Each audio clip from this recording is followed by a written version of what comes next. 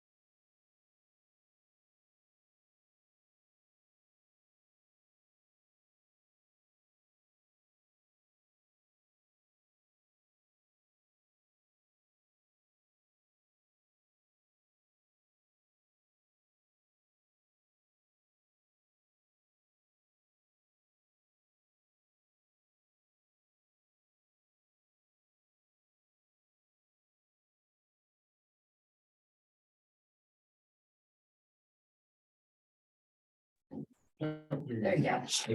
Yeah, okay, and we're back. So the harbor master, that's going to be on 3/6, is that correct, Greg? Because it's not on this one, so, Yeah, we'll have to confirm. I know that Ryan made some progress. I don't know if you, I'll double check, make sure he's ready. okay. Let's see, and that takes care of updates for now. Did anybody have anything they would like to add to this at this moment from the board? Or Debbie? All right. Next up, we have the National Grid public hearing. Let me open the public hearing and get the proper information. Totally threw me off. Right.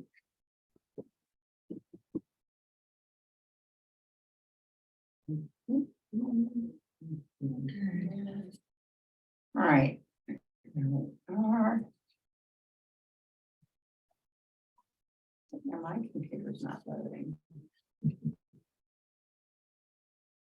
There we go. Move to open a public hearing on the request from National Grid to install 35 feet of underground conduit. The location is listed.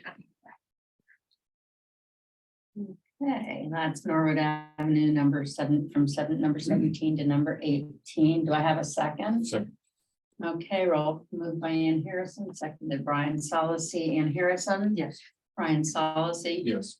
John Round. Yes. Kathy Bellata. Yes. And Becky Jake says yes. Okay, Chuck sent us information. Does anybody have any questions regarding this? One. Yes. I wasn't clear what precipitated the request. Like, The customer was upgrading their service and they have an old Manchester key box that has to be replaced and the conduit is too small. okay, thank you. Okay, Question, what is the total elapsed time for the project? Start to finish? Well, as soon as we're finished with this, it will get pushed to the schedule. When it starts, I mean, when you start work, in other words, how long is the disruption, shall we say? Ah, It shouldn't take more than a day. One day, okay, good. and Chuck have you seen the stipulations DPW sent? No, I'm sorry. Okay. Bringing those up.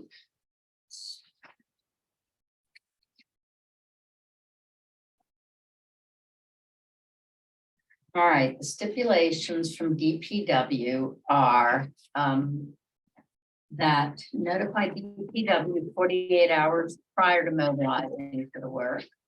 The contractor is responsible for notifying abutters, maintaining traffic, and all police details. Backfill shall be compacted in place in 6-inch lifts or less. Pavement to be placed in 2-inch lifts, 4-inch total, or match existing, whichever is greater. And owner permittee shall maintain trench pavement and settlement for 1 year. Are you agreeable to those? Isn't that standard procedure? Yes. I'm sure. Mhm. Okay, And of course, it all is predicated on getting the permit from DPW. right. All right. Everybody in agreement? Okay, may I have a motion to close the evidentiary portion? So moved. Second? Second. Okay. Moved Ann Harrison, second Brian Solacey, roll call vote. Ann Harrison, Yes. Brian Solacey. Yes. John Round. Yes. Kathy Bellata. Yes, Becky Jake says yes. Motion to approve. So moved. Second. Okay, moved Ann Harrison, second Brian Solacey, roll call vote. Ann Harrison, Yes. Brian Solacey. Yes. John Round. Yes. Kathy Bellata. yes. Becky Jake says yes. Thank you You're very good to much. go. Thank you. Have a good evening. You as well. Okay, there's that. All right, next up, we have the update on self-signaling technology project and the possible Mass Works grant application. Peter, Okay, and my ready to stay right here. wherever you'd like. Great, thank you. Peter Gordo, I'm from Hamilton, and I'm here representing cell signaling technology, but also really in collaboration with your DPW and Chuck. He and I have been talking a lot in recent weeks. And Chuck, I don't know whether, I assume you can talk, but if you want to, anytime you want to jump in, or if you want this to be your presentation, feel free. No, you can take it away, but I am here and happy to answer any other questions or add on if I think it's needed. Greg, are you able to put the slides up that I shared? I'll get there in a minute, I hope. And I saw you have Charlie's on. And Charlie Weir from Hancock Associates, our project engineer, is here as well. Thank you. Yes. Remember him well. From planning board days. All right, So Hopefully well- they're good memories. ways. I assume that the board is familiar with what Cell Signaling has proposed for the property behind the Manchester Athletic Club. As you know, and as I'm sure you know, that in order to develop the lab space, CST will need access to both water and sewer. And we've had a long-running discussion with Greg and with Chuck on those fronts, and I think we're all comfortable that they're obtainable. We do have to make some improvements. There is an existing water line that connects the site to municipal water. It's not big enough to meet CST's needs, and there is not currently sewer to the site, so we would need to connect that. And this project has continually grown in terms of its cost, and in looking at ways where we believe that the MassWorks grant is perfect for this application. MassWorks is all about both housing but also economic development. This project is going to enable Cell Signaling to grow up to 500 jobs here in Cape Ann and invest probably somewhere between 150 and $200 million in the first phase of its development. So it's a significant economic driver. And in conversations with some elected folks and other folks from EOHED, we believe that there is support for the use of a MassWorks grant to bring the water and sewer from their terminus on Forest Street to the site. Okay, so Greg, do you want to go to, with that said, you want to go to the second slide?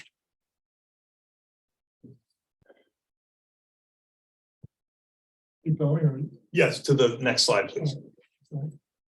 So this is the proposed water line. It may be a 12-inch line. We haven't finished those calculations. Would extend from, would go under 128 through an existing culvert. It would go down Mill to Forest and would continue the intersection of Ancient County Way, where it would meet the town's most recent, or some of the town's most recent water line upgrades. That's just shy of a mile, about 4,700 lineal feet. Next slide, please.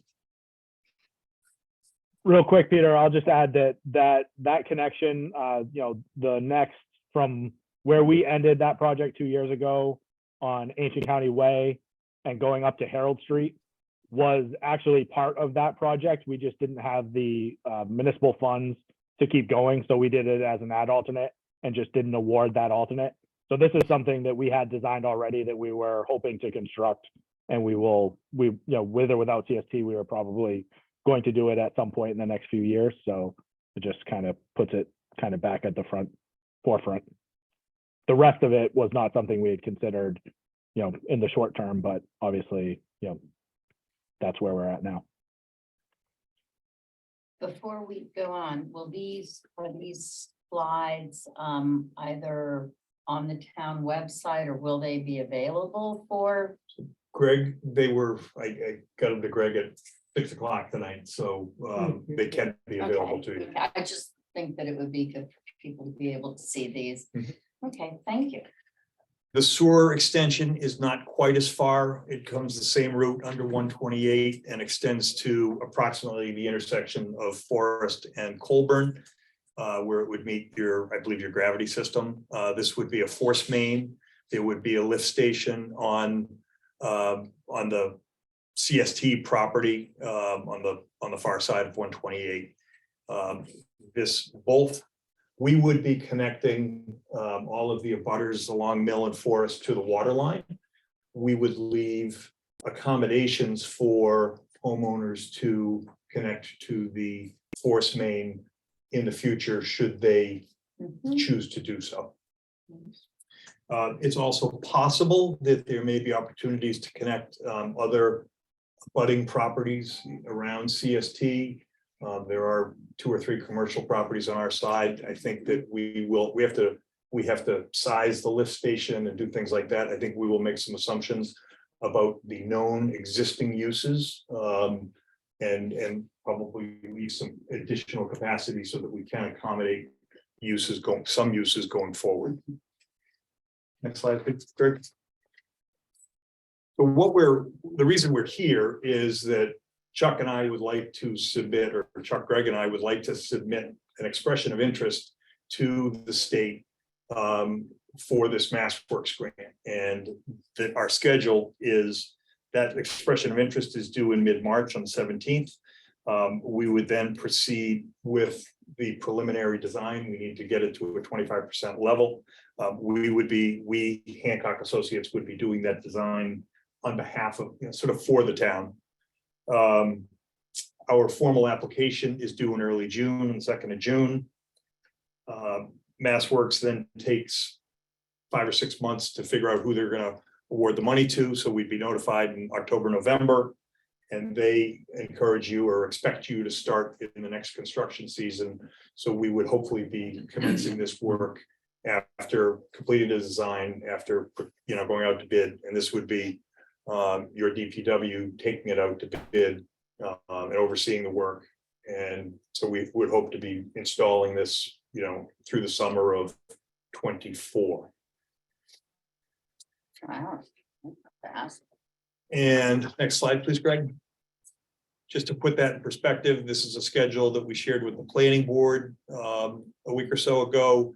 And what this shows is that we expect to be doing design and permitting into 2024. But we hope to also begin some site work on the site in early 2024 with the completion of this first phase, which is approximately 125,000 square feet of lab in early 2026. And the last slide is just in case you have not seen the site plan, this is the preliminary site plan that was presented to the planning board. There were numerous other slides, but you can see the 2 yellow buildings are phases 1 and 2. They total approximately 260,000 square feet. The yellow building on the right is phase 1, the left is phase 2. And you can see 2 purple garage boxes there. That is 2 phases of a garage with a total of approximately 475 spaces total, split relatively evenly between the 2 phases. So just to give you a gist of what the project's about. Chuck or Charlie, what did I miss?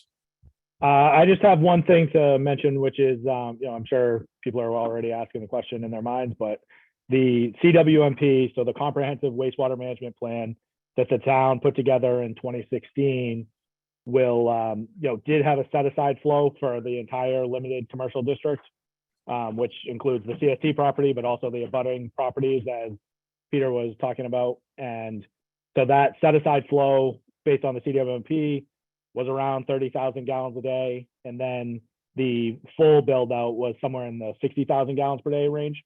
And I don't think Charlie has sized this yet or, run all the numbers, but the preliminary numbers that I have in my head were that there was something less than 20,000 gallons was the capacity that CST was going to be looking for. So, this follows the CWMP that, we kind of have on the books, and we should be, kind of making sure we're not going too far out of the way of what that's laying out. And I think this kind of is within the parameters that were set in that document.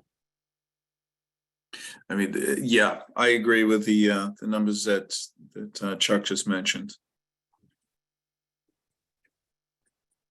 Okay, any questions from the board? John? Yeah, a question. Is this the plan regardless of whether MassWorks comes through with money or not, or does that change? Well, I think I can say this is the plan regardless, but because Self Signaling's already bought the land and they're going to continue with this project, but we certainly, so yes. Okay, and I guess a corollary to that might be, I know that we've had some MassWorks grants here in town. Much of that is kind of like a matching fund sort of thing. Is there any amount of money that they might award, or is there kind of a rule of thumb? I don't know. So most of the MassWorks grants that I've seen have been in the, the bigger ones have been in the $3 million range. I recently was speaking with a consultant who spends her life helping people get MassWorks grants. She felt for this project that it was possible that we might, that they might support a bigger grant. In the $5 million range, that we're going to go for as much as we can get. Obviously, this is a very significant investment by a local company that, What's kind of the general cost of this as you look at it, right? Oh, I'm sorry, I didn't mention that. It is in here. We think that this work is $5 to $6 million.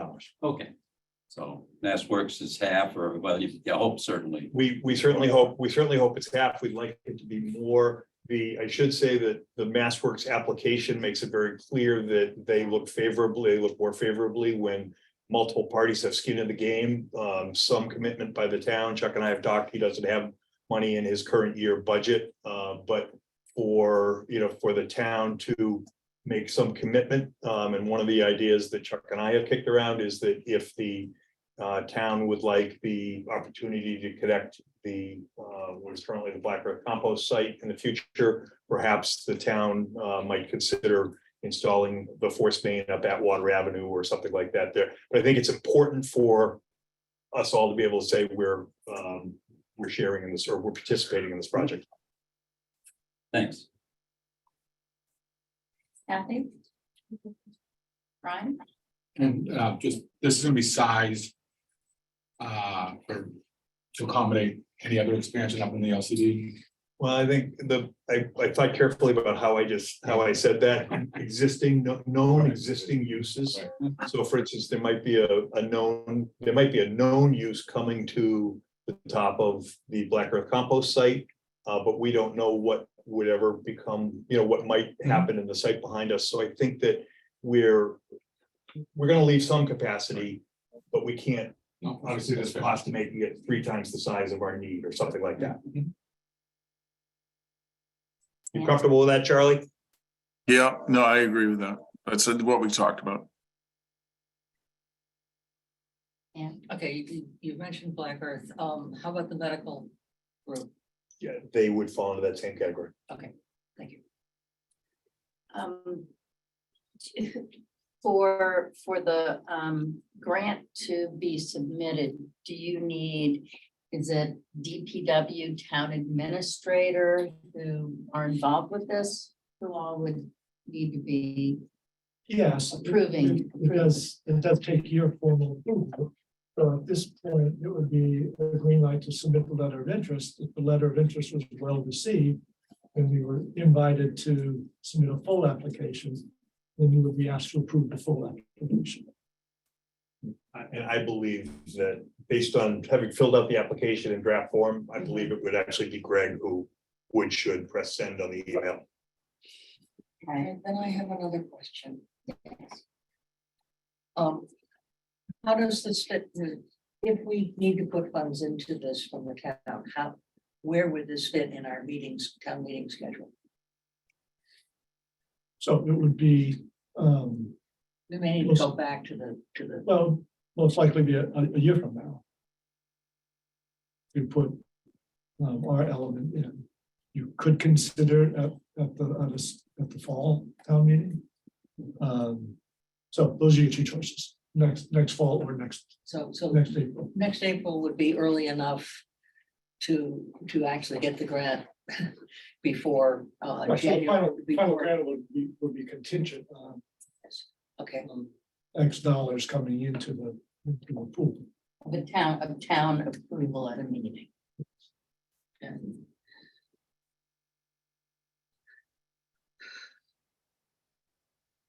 I guess it's a little early to ask where we find that extra $1 million. Well, I'm not sure the figure. So let's. It would require some adjusting of the capital budget. But it's not out of the question of the magnitude. We were looking at similar size projects. I have a question for both Chuck and Peter.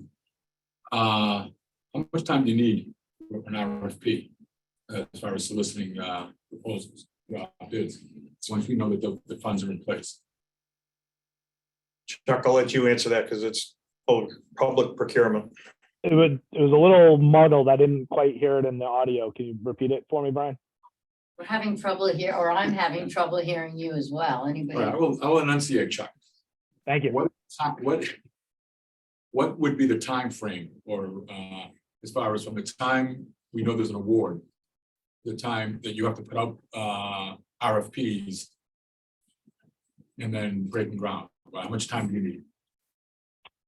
So I think the working kind of theory is that we would get go to that one, Greg. The bidding and procurement would, take place from kind of when we find out we get the grant. I think Charlie, when I've talked to Charlie, it sounds like they should have no problem pulling together the final design kind of late fall. So we put it out to bid, in the December, January timeframe, and then we, typically need a month to sign all the paperwork. For this project, like Ann was mentioning, we need to kind of figure out where the town funds are coming from and how much. So if we had to wait till Springtown meeting to finalize that number, if there were no other way, then we would just kind of elongate that award timeframe, because we wouldn't be able to actually sign the contract until we had all the money available. So that's kind of what I would say is like kind of our backstop date of, town meeting a year from now, a year and a couple of weeks. But then, so that's, generally 30 to 45 days is what we need to bid something and award it.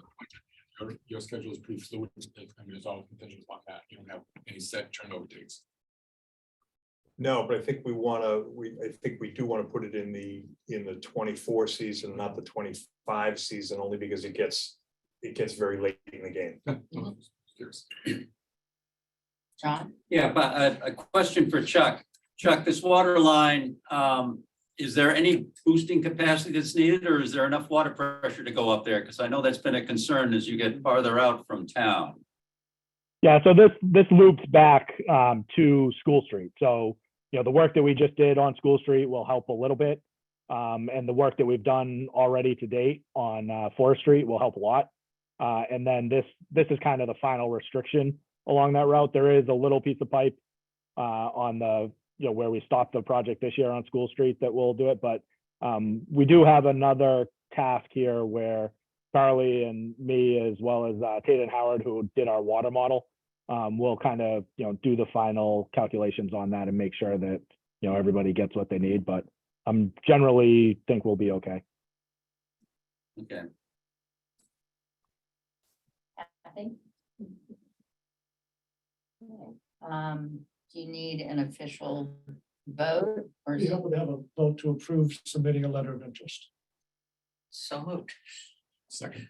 Okay, moved Dan Harrison, seconded Brian Solacey, Kathy Bellata, Yes. John Round, Yes. Brian Solacey. Yes. Ann Harrison. Yes. Becky Jakes says yes. Okay. There we go. Thank you. Thank you.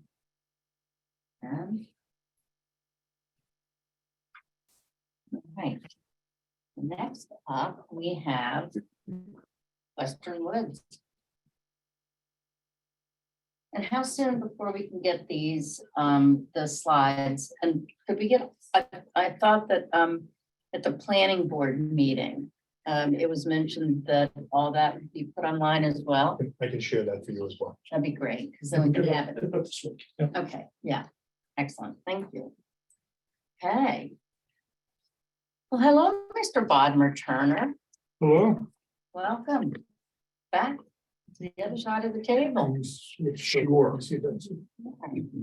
That's on my bag. I can actually. I'm gonna have to speak out. Okay. I can see my spot. Great.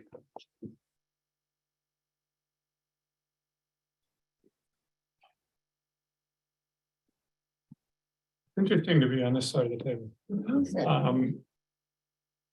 I'm here representing the Conservation Commission as the lead town body on the Western Woods. And And I have raised my hand to say that I would take the lead within the Conservation Commission in this project. You may or may not know that there was recently completed a forestry management plan for the Western Woods that came up in December and was finalized at that time. And some of what I'm presenting to you is from that plan. And in general, I'm going to be talking about what the goals are for the Western Woods, involving the Conservation Commission's viewpoint, as well as, to some degree, the viewpoint of the open space and recreation planning that's been done by that committee. So we go to the next slide. The Western Woods is an area that's accessed right now primarily in Manchester through a small parking area and trail at the end of Crooked Lane. It's west, in general, west of Pine Street, south of 128, the area along the top of that curve is 128, and the area, the line coming down the left-hand side of that figure is the town of Beverly's town line with Manchester. Within the Western Woods, there are 4 major areas of ownership. Currently, the town owns about 158 acres. The Manchester Essex Conservation Trust owns about 148 acres. 159 acres are in private hands, and there's this enigmatic 77 acres that is of unknown ownership. There's been attempts to investigate the ownership area that is in purple up there, which is the area of unknown ownership. And it makes up, I believe, I don't have that note with me, but I believe it's about 8 parcels. And there are attempts that have been ongoing with the assessor's office and some contractors working to identify who the owners of those areas might be. Clearly, there's a tax concern about that nobody's paying taxes on that. And it does involve a fairly significant amount of land in the Western Woods. So where Jeff, just because I can't read that, the on the left-hand side, what are the areas that are slashed? Yeah. the areas that are slashed are the areas that are unknown.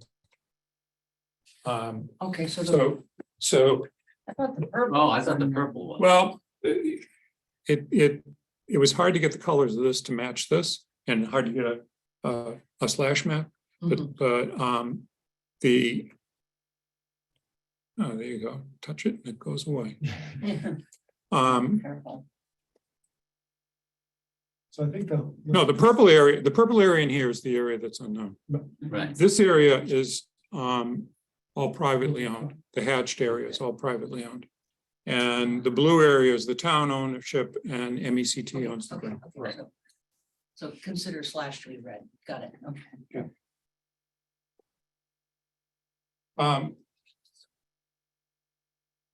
Now, why is all that important? Who owns what? Currently, there are a number of different goals, and if we can go to this next slide. Greg. There are a number of different goals that we have for the Western Woods. These come out of the Forestry Management Plan and the Open Space and Recreation Plan. Number one is conserving and enhancing water quality This area is part of the watershed for the town, and we want to maintain the water quality in the area as best we can. To do that, over the next click, we need to both preserve the wetlands that are in the area, which will also support water quality. And the next click, manage the forest sustainably for the forest's long-term health, since the forest itself supports our water quality. The second major use of the Western Woods, or perspective on the Western Woods, if you could click again, Greg, is improving access for passive recreation, including walking, hiking, and environmental study. All of this is enhanced if there are well-marked trails, and when you have this patchwork of ownership of the land, you run into all kinds of significant problems with trails. The trails are, many of the trails are marked with blazes. Some of the private owners have torn blazes off of the trails as they cross their property. That leaves people confused about where they're going. I spent 3+ hours a couple of Sundays ago walking through Western Woods with MECT director Dries Murphy and Jeff Koshin, who is a trustee for the MECT, and Steve Gang, who's the chair of the Conservation Commission. And there's no sign that says crossing into private land, crossing into town land, crossing into unknown land, crossing into MECT property. There's no signs that indicate that anywhere in the Western Woods. Are there property owners who allow passage? Or is that, do we know? I mean. We don't know why these signs are disappearing. The trailblazers are disappearing. It's not an extensive problem, but it is a problem, particularly in terms of navigating. But do we have some landowners who said, you're welcome to pass on my property, and others who've said, no, you may not pass on my property? We don't even know that, Okay, because who would they speak to, well, other than the people who are walking? There are, I should correct that, because last Sunday, on Monday, I went on, I guess, no, it was Sunday. I went on a walk with the Open Space and Recreation Committee, looking at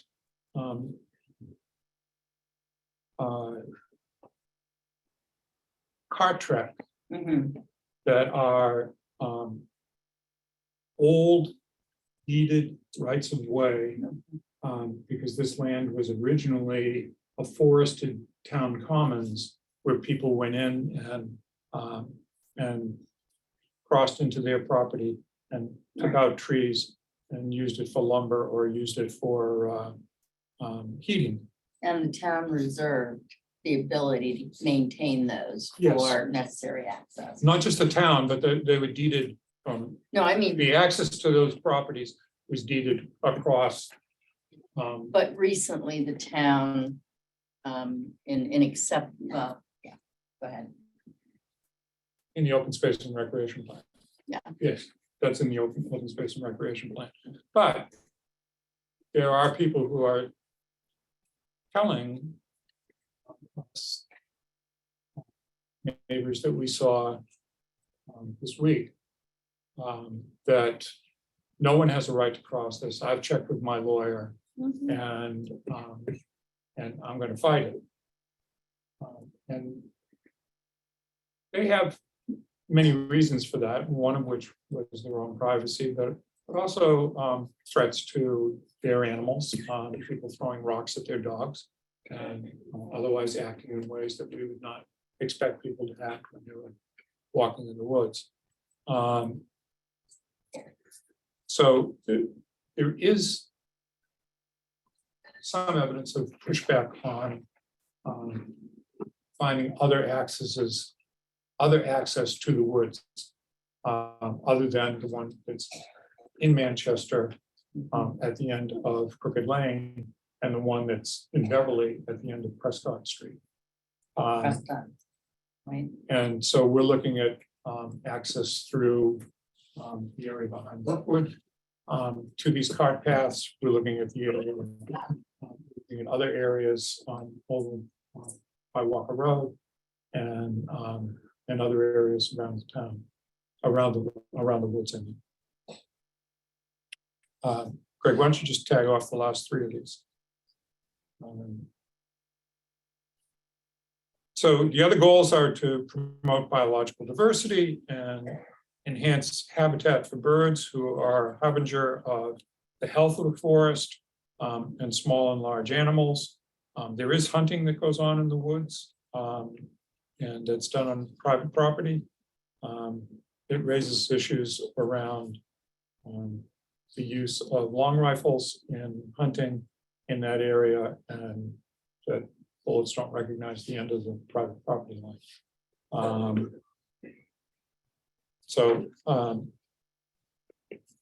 Those are some of the goals that we have for the Western Woods from the Conservation Commission and the Open Space and Recreation Plan.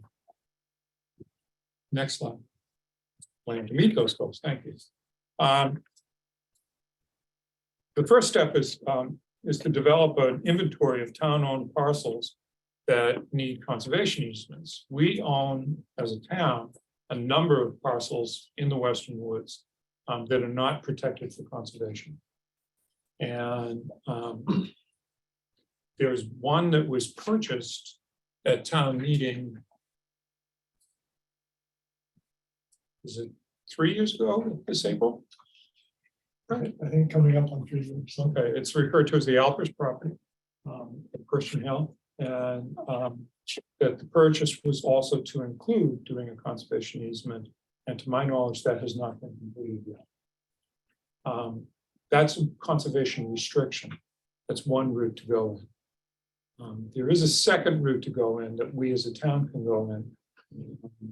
It's in Article 97, which is part of the state constitution, and would allow us to bundle a number of properties with a third party, not the town, to do management of the conservation aspects of it. And that could be done through town meeting, and then it would carry the same weight as a conservation restriction, although it is reversible. It's tough to reverse. It takes a 2/3 vote of both houses of the legislature to reverse because it's a home rule petition. So we first need to identify those parcels that are not protected for conservation. We, in that process, need to establish a system to identify and certify potential vernal pools, which would put further restrictions on parcels in the town-owned areas of the woods. And in the walk that we did, Steve Gang and I did with Patrice Murphy and Jeff Goshen of MECT, Patrice mentioned that she was going to be working on identifying potential and actual vernal pools in the MECT properties, and she had help from the environmental police who were not charging them to do that, and that she offered to work with us to help to identify the vernal pools in the town properties if she had access to the town properties. I'll come back to that in a little bit. There are also ways of doing further research on this area with a state partnership grant, and that usually a partnership grant implies that there's a third party that's not the town, and MECT is interested in working with us on that as well. One of the things that Open Space and Recreation Planning is working on right now with an outside consultant is right-of-way mapping. And then we would need to do some legal research to see whether the right of ways that have been identified can be worked out in a way that's satisfactory to both the town and the neighbors. We don't see this as a confrontational thing. We see it as something we'd like to work along with the letters and come to a solution that was satisfying to both sides. Another plan in terms of meeting the goals for passive recreation is to update the existing trail network on town-owned parcels, including access signage, trail markings, informal side trails, etc.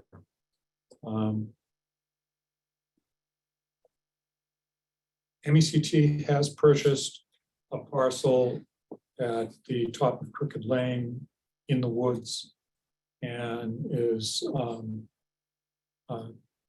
setting aside that parcel to put in a small parking area, because the parking area that exists now is basically a very small area in front of a fire gate.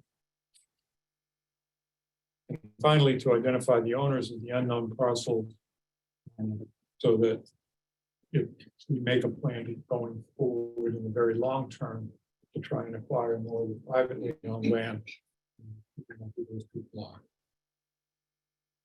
So that's basically where we are. And the goals and the plan to meet those goals. Tonight, I'm here to ask for the select board's endorsement to develop coordinated planning with Manchester Essex Conservation Trust for resource protection and community access. And very in a specific way, near-term support for working with MECT to identify the vernal pools on town-owned parcels. As the custodians of town-owned land, the select board has a yay and nay over whether we work with an outside organization to do this or whether we do it ourselves. And just in terms of the urgency of this request, the certification window for vernal pools is mid-March to early May. And we have to wait until next mid-March to early May. Okay, thank you. Questions from the board, Kathy? Yeah, first of all, I'm shocked that we don't know who owns 77 acres of land in Manchester by the sea. I am. That's in the Western Woods. I'm not going to speak for all of it. Just a bunch. So they got me with that one. Yeah, no, I support the plan. I guess my question is there anything other, when you say you need support, is it just our endorsement? Are there any funds? Are there any pull on town resources? Because we've got a lot of committees pulling on a lot of resources, and I'm kind of looking at that right now. I understand. If we need resources, we would try and do it through partnership grants. We're not here tonight to tap town resources. We're here asking for general endorsement of the idea of working with MECT, who is the other primary landowner and a conservation organization, towards strengthening the conservation status of this land for the use of all town residents. So no, there's not a backdoor request for funds. Well, even just personnel, their time. So I guess what I would ask is, I support what you guys are trying to do.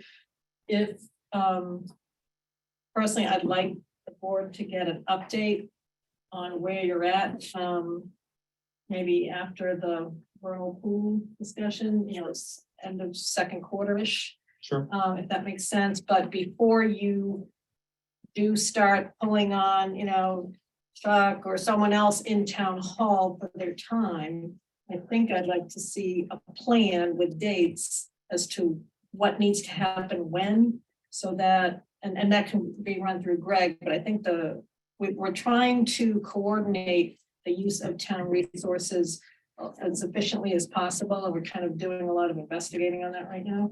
So there are certain areas of the town hall that are, they get a lot of requests from a lot of different boards and committees, so we're just trying to figure out the best way to get that support. Do you have any sense as to when you might need some support from? Chris per town. Would you need Chris? Well, And the we certainly assessors need Chris's support. Yeah. As the conservation administrator, Yeah. and particularly if we go to Grant. We may need her support and may need, The assessors, what's that? assessor's office. I approached the assessor's office just to get an understanding of where they were in the process of identifying these parcels.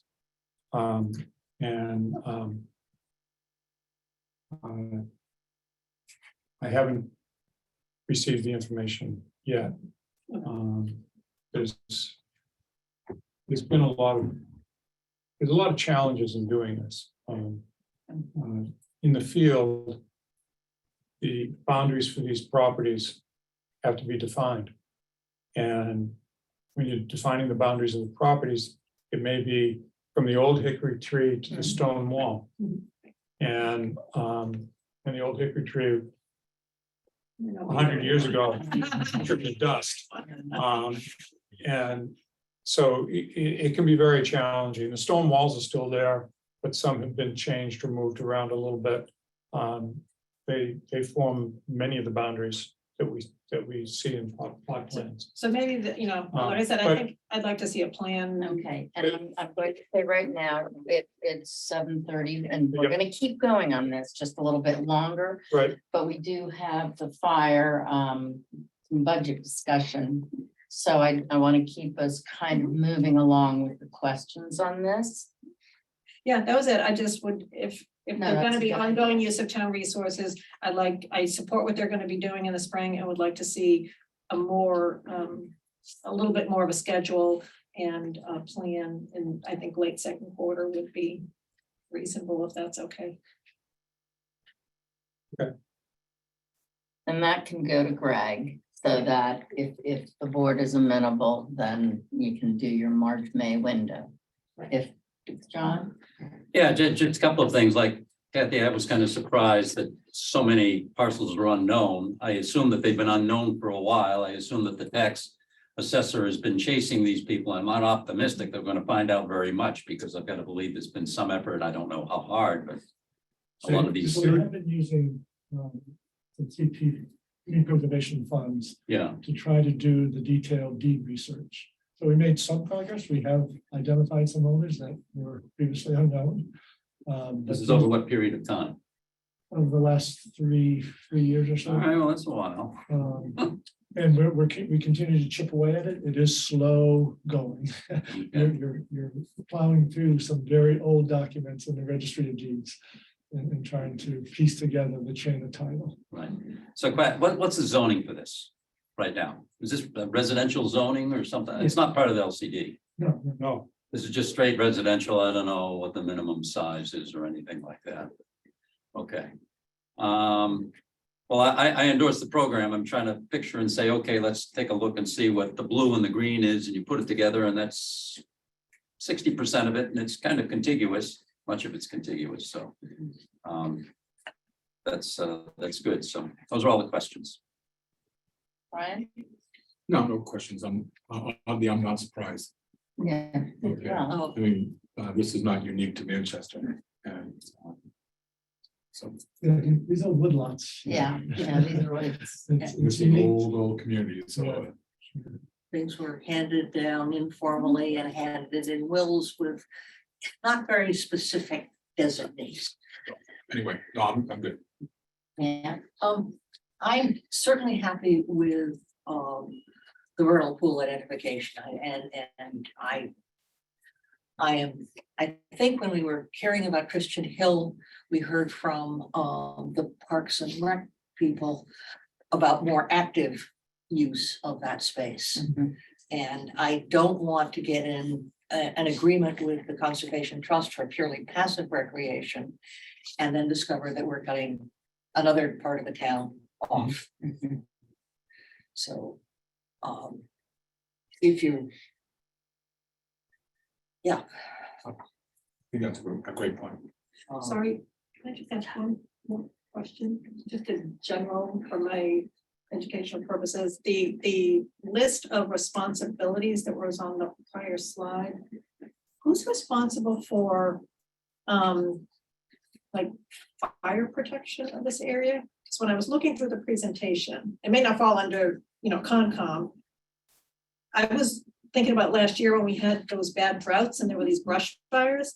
So I'm looking at the fire chief, I'm like, who is responsible for analyzing that area for the prevention of fires through some maintenance program? That's the management aspect. That's the management. That's the management aspect. So that's the town hall, Yeah, so that comes under the open space and recreation open space and in recreation, conjunction with conservation. and the forestry management plan. And the forestry management, that's right. Who's the department? Conservation Commission. That's a commission. I didn't realize that the commission has responsibility for operational maintenance of, that's my question. This is an operational maintenance question. That would So- not be- So through the agent, through the conservation. agent. Conservation agent. Okay, got it. Thank you. so let me ask you, are there a lot of fire roads back, a lot of fire roads back there? Oh, there are a lot of fire roads. I wouldn't want to take a truck in there. No, I've talked to some old timers here. It's, So the DPW used to go back there and clear out all the old fire roads. I was just curious, that's fallen by the wayside. there are fire roads, there are roads that go through, they're more like cart roads.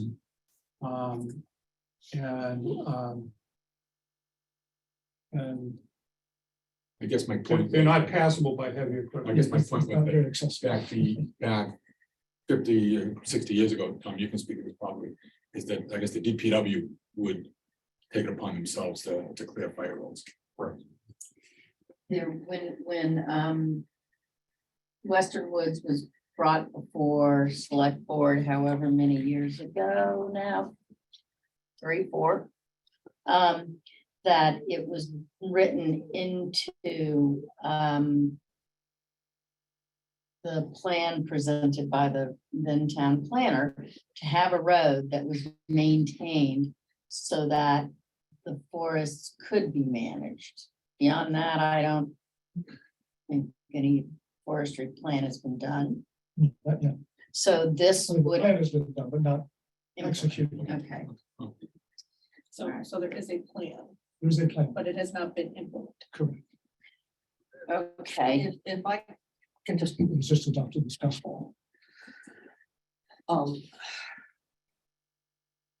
so I am happy to endorse the vernal pools, but until there's a coordinated plan that includes not just the Conservation Commission and MECT, but also all other parties who are interested in open space. I'm hesitant to say, yes, go ahead and set plans in motion. I think what we need, as indicated by this discussion, is that there's overlapping jurisdictions. Mhm. And overlapping interests in this area.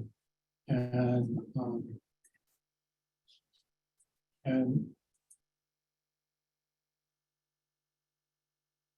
I would hesitate to propose yet another task force.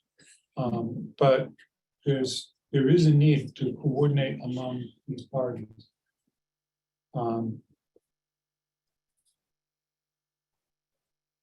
When you say, Kathy, what are you going to be, what kinds of town resources are you going to be needing? We need to first get a coordinated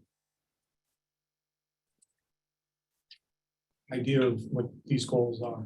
Need a strategy for the Western Woods. Is that a fair statement? Well, there is a strategy, and that's the forest management plan. Okay, and I'm going to bring this, I'm gonna wrap this up now.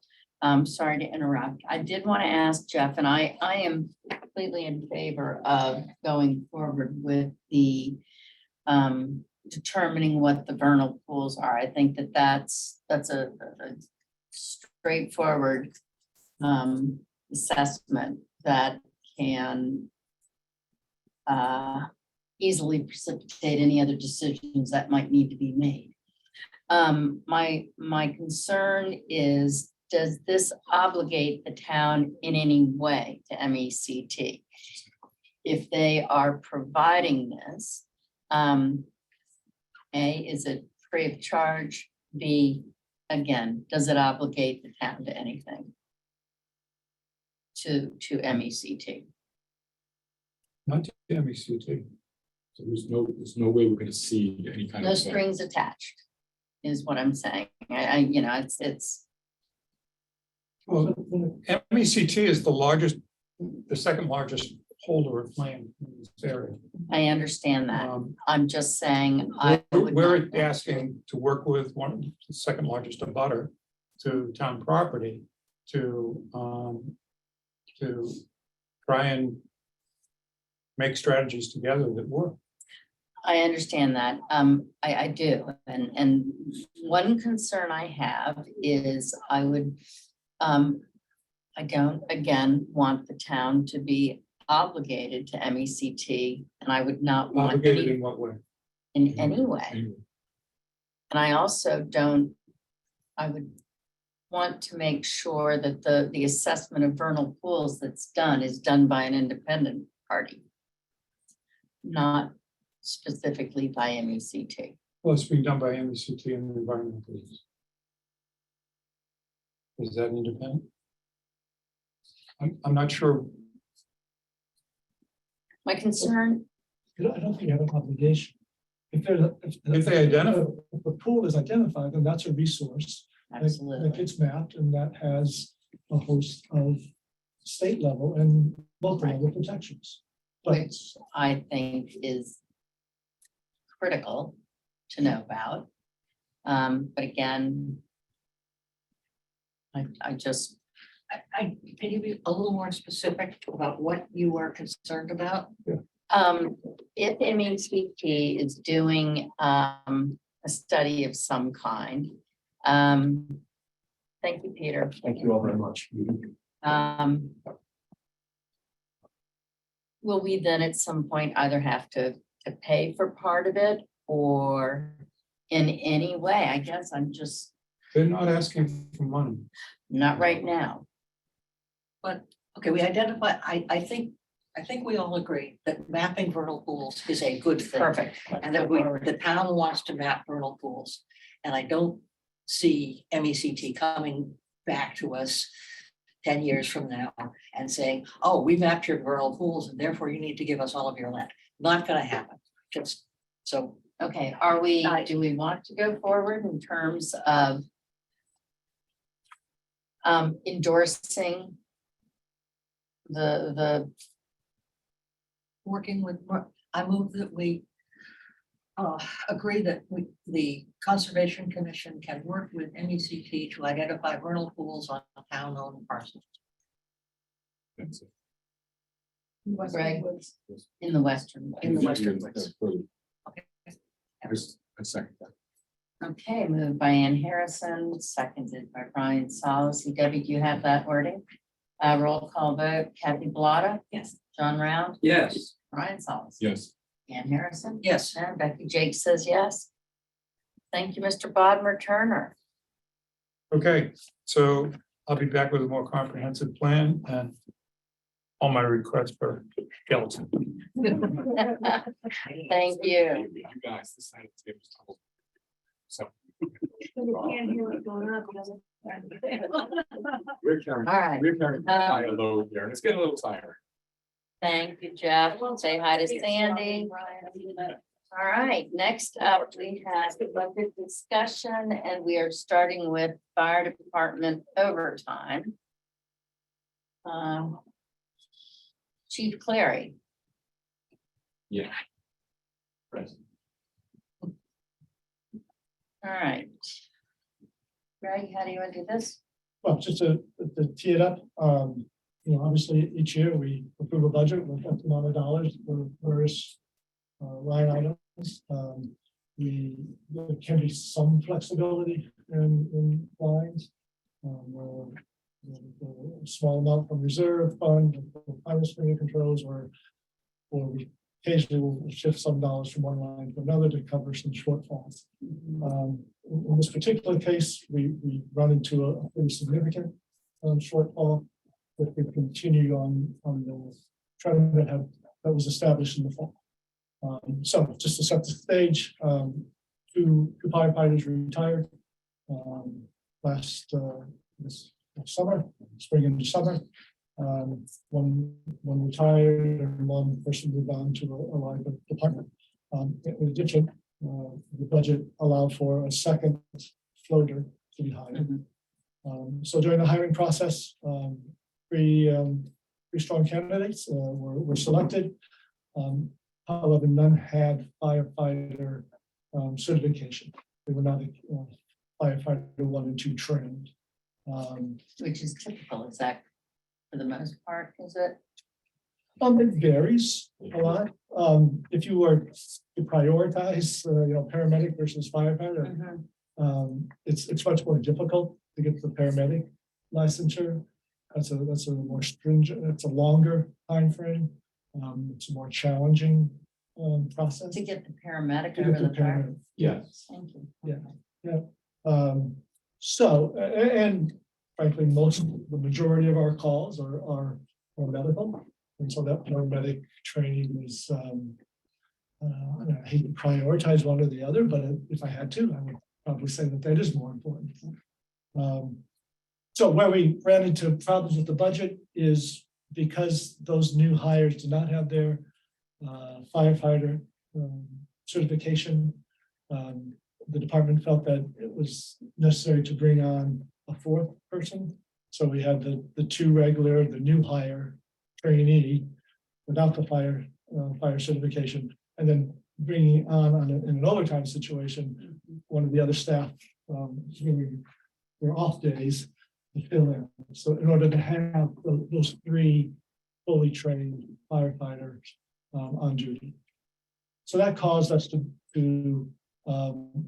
go into a deficit of use up all of the overtime funds and then some up to this period. And so without an additional appropriation, our hands are tied. We can only spend the monies that voters have approved. And so without an additional appropriation, I told the chief that we needed to cut back and go down to 2, that we can no longer continue with 4 on the trainee plus a fourth, becomes the third firefighter, but it's the fourth person. That causes some concern. Having just 2 on is not as good as having 3. It allows the ambulance to run, but if it's a large medical incident, it's very nice to have that third. And certainly in a fire situation, you're going to need to wait for mutual aid before you're able to address a fire. And minutes count in a fire situation, in an active fire situation. So there is some displeasure with the situation right now. I view it as temporary. We do have the new hires, the 2 new hires are going to the academy in the next couple of months. They'll be fully trained by end of June. And both you and the finance committee have approved as part of the FY24 budget 2 additional staff for the fire. So that would bring the staff to a total of 16.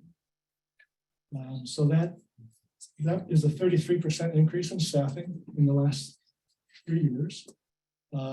Brings the department to 16 firefighters plus the chief. It'll obviously, we don't snap your fingers and have those 2 new people start right away, but we're able to position ourselves to do that. And once we are in that position, it will allow on the 4 crews of 4.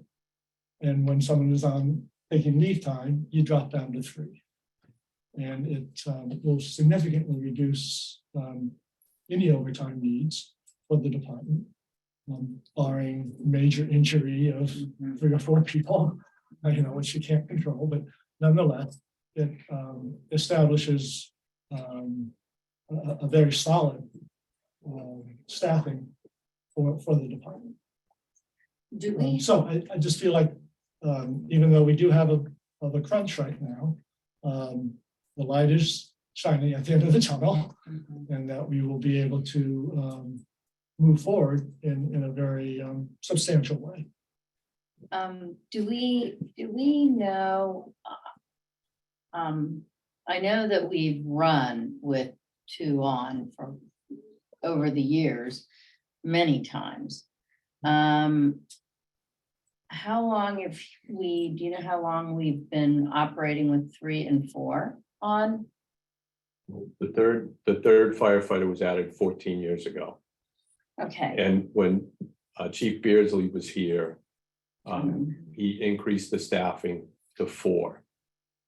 Okay. And a lot of that was because it was during COVID and would be covered by COVID. And just to tag team off some of the things Greg said, the full-time fire academy is 10 weeks, 8 hours a day. It's 800 hours. Paramedic training is 1,200 hours on your own time. It may be every Saturday for a year, and then you spend about 400 to 500 clinical hours riding with other ambulance services and working in hospitals. There's no guarantee, and this was where it came up with the finance committee as to what they were trying to set for parameters for training, is there's no guarantee that somebody goes to paramedic school and passes and becomes a paramedic. Right. So if you're concerned about turnover, the likelihood of them graduating and being good firefighters graduating from the fire academy is a higher percentage than somebody going to paramedic school, then no longer becoming a paramedic. And because of the parameters we have running ALS, 2 years now they're gone and we have to replace them again because they didn't make that. They've sent people in the past that have had to try and test and retest. And there's always no guarantee that that's going to happen.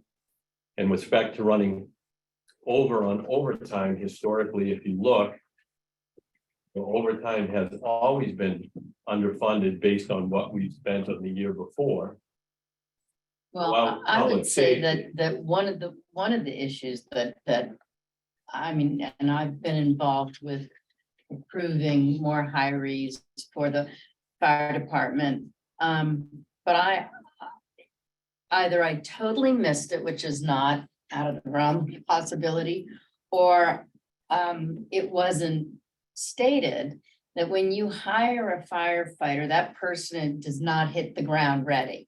So you still have that overtime that you're going to have to be, and so when we've been asked to increase firefighters before, it's to address overtime. Right. And with the understanding that, okay, well, overtime's going to go down. Well, it's not, because it can't go down until these people, when and if they're fully trained. So I think that is something that has not been clearly presented when being asked for more Well, staff. to speak to that, can I just answer her? So to speak to that, the goal we've always had is to get to a minimum of 4 people on shift. So we have 2 in, 2 out. When we got our first floater, it was to cover the groups of 3 when somebody was out on leave. Right. So the goal of that floater was to reduce overtime, but it never increased our on-duty shift staffing or the level of service we could provide. And then when we got the second floater, that was again to reduce overtime because they're covering another set of shifts of vacation and sick time, yet no shift is ever getting up to 4. Okay. If I could follow up Yes. with that, so I understand your comment, Becky, because I have to tell you, when we had that joint meeting with the finance committee, and I don't know why I felt this way, but I felt blindsided. I don't use that word lightly, and the reason I felt blindsided is because we've been spending weeks talking about an ambulance, the squad. I don't recall, and I went back through my notes for a bunch of meetings. I don't recall hearing that we were overspending our overtime budget. So the way I look at the situation we're in, we have two decisions to make. One is, what do we do over the next 4 months until the end of the fiscal year? Because we're in a pickle, okay?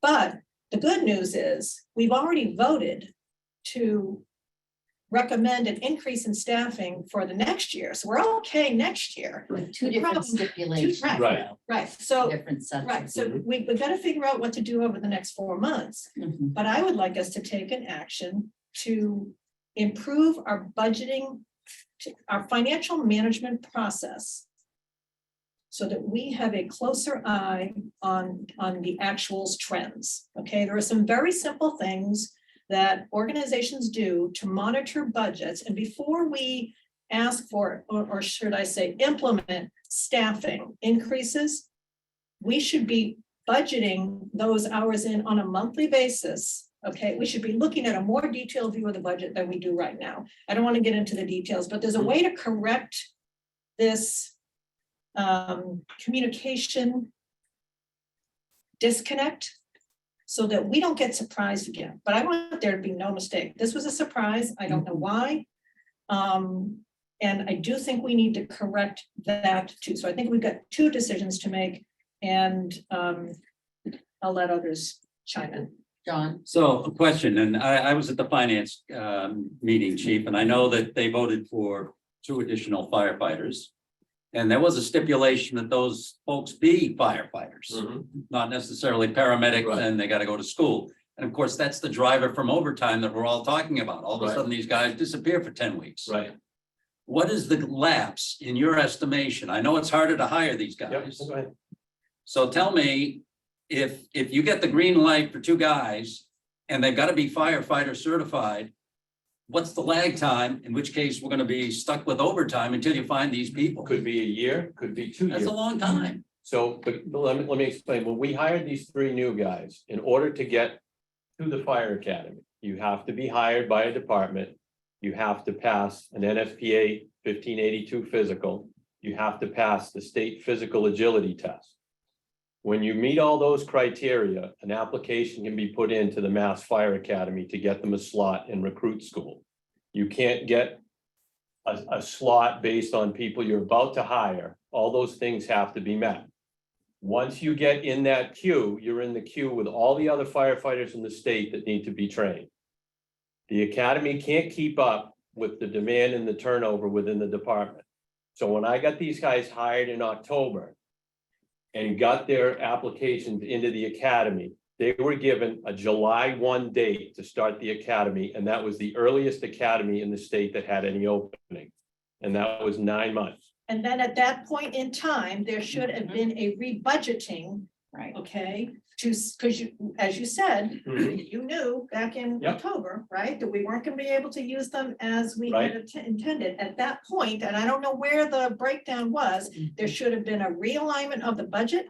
Okay, and it should have been brought back to this, at least the finance committee, if not the select board, to say, hey, okay, Right. our plans have changed, we're in a pickle, what do we do? Because the decisions we have to make right now are gonna be really different than the decisions we could have Understood. made last October, and that's kind of why I'm a little upset. Right. it deals with expectations. Right, and I had laid out some expectations, I believe, as of a letter on August 22nd. Saying that because the 2 people left, and at that point, we hadn't hired yet in October. That we were gonna be in trouble with So- overtime to start with. Understand, I guess what I'm saying though, and this is not, I do think this is a budget communication Okay. issue, okay? And we need to fix it, because my concern is, are there any other surprises out there in any other town departments? That's my concern, okay? So I think we do have to, I don't even know who reviews, other than yourself, you know, the actuals to budget on a monthly basis. I presume the finance committee does, right? Both reviewed, Okay, chief was not given green light. to do what he did. Okay, So okay. we don't need to go down that road. No, we don't. Nope. However, I would like to suggest that if we perhaps consider doing what companies do, which is they have a quarterly earnings call. So that you bear your financials to the entire world, okay? Here's where you're at, and I'm wondering if we could get a quarterly report at the select board level of the variances to budget. You know, who's overrunning, That's already produced. But I wanna, Finance committee gets that. I'm Okay. happy to include you on that. yes, okay. and I do want to go back to this. So when this came back to FinCom and you as staff manager, the overtime was denied, the excess overtime.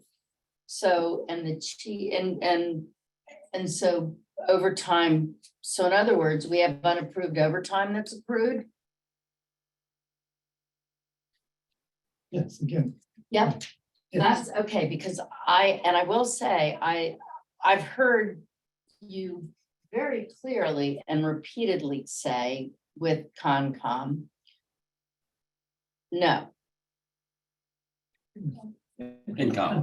what did I say? Concom. Thank you all, FinCom, not CC. So this is problematic. And what I tried to present prior is, since I started, and for the past 10 years, or at least the past 6, if not the past 10, the fire department has requested an overtime budget. It's been cut for that year, has been overspent without ramifications, without censure, without a lot of fanfare, and then money transfers have been made at the end of that fiscal year based on the balance sheet and what's left on the bottom line budget for public safety, for both fire and police. If you look at the current, where we're spending, we are over on overtime.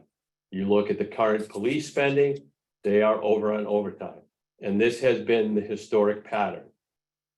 So without knowing that it was a problem, because it has gone on, without something being said, there's no reason for me to expect this time that it was going to be different than previous times. Mhm. Now, that may be negative assumptions or wrong assumptions on my part. But in talking to Chief Fitzgerald, they're always over and they're out of overtime by every December also. Same as fire, and that's been historically the trend. And I just got numbers from Andrea for fire, police, and DPW that support that contention. And that's just based on the annual budgeting. And that's So on again, us. I don't want to go down too far of a rabbit hole here. Yeah. With the order of magnitude this year is significantly different. Okay, So yes, to the tune of about $80,000 over budget, we've been able to accommodate. right. Police has grants, they pay for most of that. We've gone 200,000 on the fire side. So that's about 80,000 more than budgeted. We have been able to absorb that. The current burn rate, fire overtime, is north of $340,000. So that is materially different. And that's why the concern, and that's why. And that's simply not sustainable. We can't, I can't find that kind I of. understand, and So I again, I don't need to get into all the. right, and it's being, watching, this is incredibly important. I'm not trying to, Nope. I just want to keep us moving. Yep. And as Greg says, I not go down the can road. let you know that I looked ahead, there's one group that, because of the way everybody shook out, has 2 full-timers and 1 trainee. So anytime somebody is out on that group, requires overtime to keep the 2 fully trained firefighter minimum.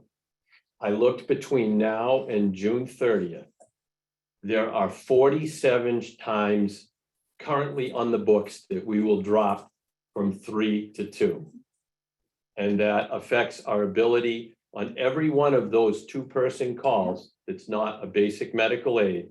requires us calling mutual aid. Fire alarm activation, car accident on the highway, carbon monoxide activation, hazardous materials spill. That, so at least if something were to happen on any of those shifts, that's 47 times we're relying on mutual aid. Because mutual aid compact that we've signed with Essex County says you will not send a fire truck mutual aid without 3 people. Those 47 times for that 24-hour period, we will not be able to support our mutual aid partners that rely on us, yet we'll be calling them sooner. I just want to make that clear that that's what You, the ramifications of a 2-person shift is. you've made it quite clear, however, that you feel that we carry a major burden on our ambulance. For the ambulance, Okay. yes, On mutual aid. yes. Okay, so I don't know if it's a quid pro quo here, but I'm not overly concerned in that regard. And it depends what the other towns think. You know, I mean, when you're minimally staffed, of course, you're not I can necessarily. tell you already that we normally go to Ipswich on a second alarm. We've now been bumped down that we're not going to Ipswich on a third alarm because they can't rely on us to come. I had worked out an automatic aid line box response with Beverly. And Beverly was gonna come all the way in to Ashland Ave, all the way to Crocker's Boatyard on anything we had on that end of town automatically. And we were going Hale Street up to Lee's Crossing. When we're dropping to 2, I had to tell Chief O'Connor, we cannot do this line box response because you'll be coming to our community. And this many times we will not be able to fulfill us and you will not be able to count on us coming to your community. And unfortunately, that's not how mutual aid works. And we're signed members of that compact. So I know that's less important than us having the 4 people to have a safe shift or a minimum of 3, which in my book is the absolute minimum safest shift for our own protection of the firefighters responding to calls. So they don't get put in precarious situations. We don't have to rely on mutual aid. Yeah, did you want to say something? Yeah. Town has a budget. The town meeting votes that budget. There have been rumors around that it's the selectmen who were saying no, that, and we have lots of money somewhere that we could pay for this stuff with. We don't. You were given a budget. And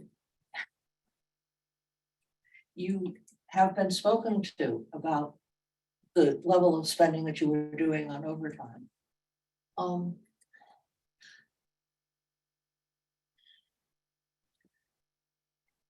I don't know where the money can come from. And I don't want people to work overtime and not get paid. And that's almost the corner you're putting us in. I'm just trying to maintain safe staff. There's nobody who doesn't want everybody kept safe. Nobody wants that. We have a town of approximately 5,500 people. We've had a town of approximately 5,500 people for 40 years, over that. And that same number of people are paying an ever increasing budget. And we all vote on that budget. You know, if any of us in our home lives, what happens if we exceed what our income is? And that's where we are, Chief. I mean, I Understood? So Greg, let me get this straight. We're $340,000 plus or minus over budget right now. Sorry, On the overtime is $340,000. no, if we continue, then So about $130,000 is factored into that. I'm not talking $500,000. correct. But and if we made a smaller transfer of some sort, could we alleviate some of the angst? Are we, I guess what I'm asking is, focusing back on the next 4 months, we're in a lousy place, but what are our options?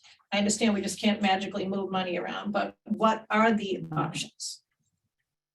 So option one is to go to two. Go to two, yeah. That's option one. Okay. Option two would be to do, what did you say, 47 times? Yeah. Where you need to It's, go. it's, well, based on the amount of times we'd be dropping to two in the next, till June 30th, it's 47 shifts. How much money? So It that's equals somewhere around 50 to $60,000. It's about $1,000 a shift with overtime for a 24-hour shift based on the average time and a half rate across. So that's if the two became a three. Yes, that's for every time in the future between now and then, we filled one of those slots with overtime. And a corollary with this is, are you and Greg on the same wavelength as to what the minimum staffing should have been and is going forward? Well, Right now, I understand it's two That's- I- firefighters minimum Yes. and, It's 2 firefighters minimum, 3 if everybody shows up Can we for let shift. Greg go through the okay, options? go ahead. Okay, Greg. and also because staffing is not us. We don't do staffing and. I just want to know, Yep, Mhm. So I heard two options. Other options? I think those are the two. Those are the two. You have a third. What, I mean, I'm So not, I'm I'm not not clear going what the high. second option, I'm sorry, the second option is to, Second option is to, on those 47 times, to hire someone on overtime to backfill, to make sure that there's 3. Now, it's not going to count the time when maybe one of the other 2 are calling out sick or something, right? yeah, that's just for leave that's already taken. So that's the on the book. 47 in the next becomes, 4 months could grow to, Yeah, more, if you gotta fill in two guys. right. And that's probably the unknown. And that money would have to come out of the finance committee's reserve fund? So either it needs to come out of reserve fund, or we do a supplemental appropriation at town meeting. You do a supplemental to the fiscal 23 budget. Okay, so we could allow everything that's going to happen, all of the 47 incidents and whatever else shows up. We just carry that until town meeting and hope that town meeting votes a supplemental budget. And if they don't, is that a reserve? there isn't that much reserve. right, that's How been, much is in our reserve? Well, there's 100, let's say 150. that's been drawn down and drawn down and. We've got a $25,000 repair job for the engine. Yeah. That just came across the chief's desk last Yep. week. Which, and this is. Engine one, Engine one. they had the damaged pump. Is that service now? No, still waiting on a part. Oh, So we have two options, live with the 2. Or take a risk and backfill those 47 shifts. With the hope that we could get a supplemental approved at town meeting, and if not, the risk is we'd have to take it out of reserves. That, I. Yeah, that- Yes. I'd like to hear Greg's recommendation. Not that I'm putting the onus on you, but this is, you've been dealing with this for quite some time. And I feel, we've, in being respectful of everybody's input. So the most prudent way to proceed, I guess, would be a variation of stick to 2 until April 3rd. See if the voters have an appetite Mhm, to appropriate more money. If they approve it April 3rd, starting April 4th, okay. we could go to the 3. To me, that's the most prudent way to proceed. Well, and I think that makes sense. We're asking the voters what they want, rather than us making that presumption. Which, yes, it's what we do. It's part of why we've been elected. But I feel that personally, and I'll go around and ask each of you, but that's what I'm inclined to do. And that would be how many shifts, chief? Well, 47. Until On the April? five- From today. The next 5 months? Yeah. Five from April forward. Hold on. No, I mean between now and April, when the Next 5 town would weeks. have the That's opportunity. another 6 weeks. It's gonna take me a second. Okay, It's not that critical. okay, yeah, it's not, that's not a, and, We can put a supplement in the regular annual meeting, or do we have to have a special before the annual to adjust It the can be budget? part of the regular warrant. Okay. It's a separate article, but it's, Yeah, you yes, don't have to convene a separate meeting. oh, I mean, it had, It's been done before, but you can do okay, it. we can do it. The other thing that I think may have got little bit lost in the weeds is that the reserve fund belongs to the finance committee. True. We can't tell, we can argue with the finance You committee, can request. we can request, we can plead, Yeah. but. Mhm. It's their fund. Not going there. Sarah scares me. So, yeah, if we go to April 3rd, then we don't have to ask the finance committee to spend their reserve funds. Yeah. There's currently 5 shifts. If nobody calls in sick, takes a personal day, or takes a vacation day, there's 5 shifts currently open between now and April 3rd. But you'd be asking for probably $50,000. Is that what you'd be asking for? In that warrant? oh, you mean after, okay. Yeah, just round it off, just say, 50 to 60. just say $50,000. Are you Okay. comfortable that that's all it's going to be? That's Again, people still have vacation and personal and sick leave that they haven't taken between now and the end of the year. They just haven't put in for it. And they need 7-day notice on vacation time. Personal days, they can take whenever they want, and sick time, they can take whenever they want. I think the chief should sit down and review the schedule together. Yeah, Because I think if you've got unused vacation, that for the fiscal year. No, I think that that's a good idea. If you and chief, I'm happy to join if need be, but I don't, that's not your staff, it's you, so, but, okay, so I just, let me make sure I understand completely what we've agreed. We've agreed that the fire haven't agreed on department anything will yet. go down to 2 firefighter shifts between now and April 3rd, when necessary. And then after April 3rd, if the supplemental appropriation is agreed, then, and it is sufficient to cover, that we can go back to 3 firefighter shifts.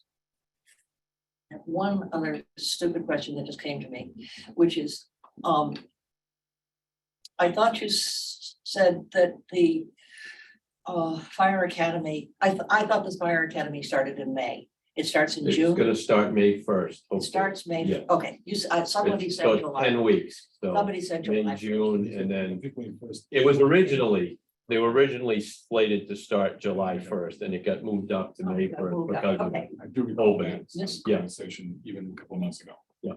That's good. now very quickly, I do, want to, Greg, what was the amount you said for the ladder truck? That came across chief's desk, wasn't it? that was for the engine. Engine 1. Oh, engine 1, all right. There's a question about the ladder truck. We can't really talk about that right now because that's not on our agenda.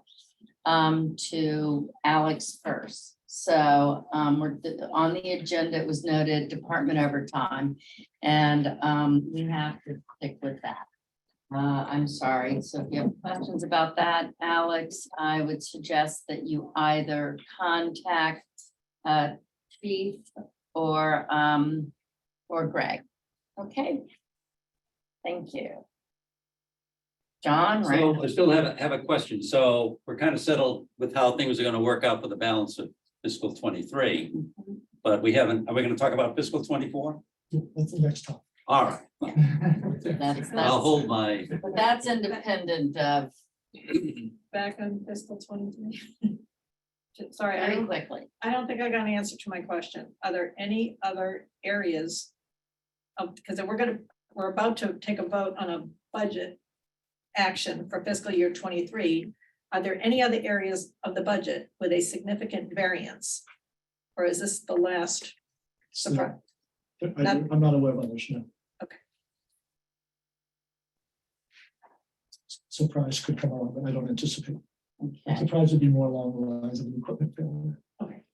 I do not expect any staffing. But the trending is that people are on budget or, Yes. okay, Yes, most definitely. All right, fiscal year 24 budget update. So Finance Committee is winding up their work. They are meeting again this Thursday. And they hope to finalize the budgets. One of the remaining items was the health insurance increase, the rates. I was hoping for a number that was going to be lower than what we put in there. We put in 8%. I got the rate today at 7.15. So there's a lot of savings there to be realized. So most of the departmental budgets have been approved by the Finance Committee. Majority are as submitted. They have, as you know, for fire and police, they've along with you, we've approved the additional staffing for both those departments. What other things that I'm not gonna put in? Look my notes here for a minute.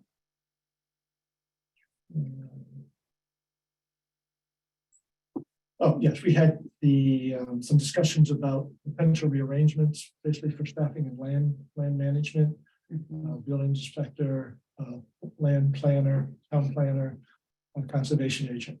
So we're looking at a couple of different options. They are basically budget neutral. And so it's not a budgetary item per se. It's a question of how best to do that staff within the budgets that have been proposed. So not as critical to make final decisions on those levels right now. The other piece is the community preservation projects. So both the Community Preservation Committee and the Finance Committee have approved a list of projects for town consideration. So it would be appropriate for you to take a look at those this evening to see if you agree with those projects or not. And then the other big piece, of course, is the school budget. That's the budget that the district school committee for the district has approved to present to the voters is we're calling it a correction year, if you will, in terms of no longer relying on reserve funds to pay for operating expenses. That hole is being dug fairly deep. And so this proposal for FY24 eliminates using those reserve funds and instead pay as you go. And rely on accumulated reserves. So to do that, the increase for Manchester is a 5.72% increase. Overall, yes. 4%. And Essex, because of the enrollment patterns of the last few years, their increase is a little over 8%.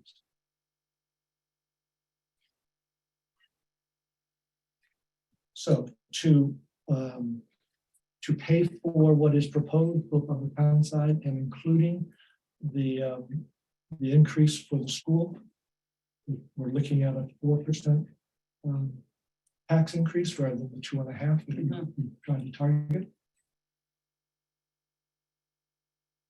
And the reason being to pay that extra money into the school district. So we do have excess levy capacity, so it is possible to increase taxes 4% without doing an override. And so that it's still 4% hike, but you can, it just means that you can, the voters can approve that at the town meeting, and that there would not be a requirement for a ballot vote to approve it, assuming that that's how you want to pay for it. My sense is the finance committee favors that approach rather than an outright override. It's not necessary because you have the money capacity. So you just let me. I think the finance committee was interested in doing some further discussion about perhaps using some more of the town's fund balance for capital rather than taxation in order to try to bring that 4% down a little bit. But that's a discussion they have not yet had. But obviously, Would that affect any bond rating at all if we were to? not so much bond rating for us at this point. It does impact future years' capital. So Okay. we've been relying on those, on that fund balance money to pay for capital items. I like having the money in my hand before I spend it. So I'm biased that way. I tend to build up those reserves in order to allow us to do a capital project. Other people don't like to see communities sitting on money. So there's a more of a desire for some to draw down that fund balance so that we're not, so that we don't have quite as much in the bank. Well, and that's definitely something to contemplate, looking at the 40A. 3A. Whether we want more in capital or whatever. Okay, all right. So those are some of the big ticket items Yeah. that are out there, so the lay of the land. Like I say, overall in pretty good shape. The last thing I should say is we don't have union negotiations far enough along to determine what the wages actually will be for next year. So a couple of ways to do that. Right now, the budget assumes a 2.5% pay increase. With inflation, settlements have been higher than that. We do have on the table a way to provide a higher COLA if we can come to terms for a different health insurance plan. But we're not there yet in terms of agreements. I think the finance committee's feeling is that we wait, we stick with the 2.5 that's in the budget, we finish negotiations, and if there's a need for additional funds, that would be a supplement at the fall town meeting. Alternatively, you could put additional funds in this budget that gets approved at the April town meeting, but that's a bit of a guess.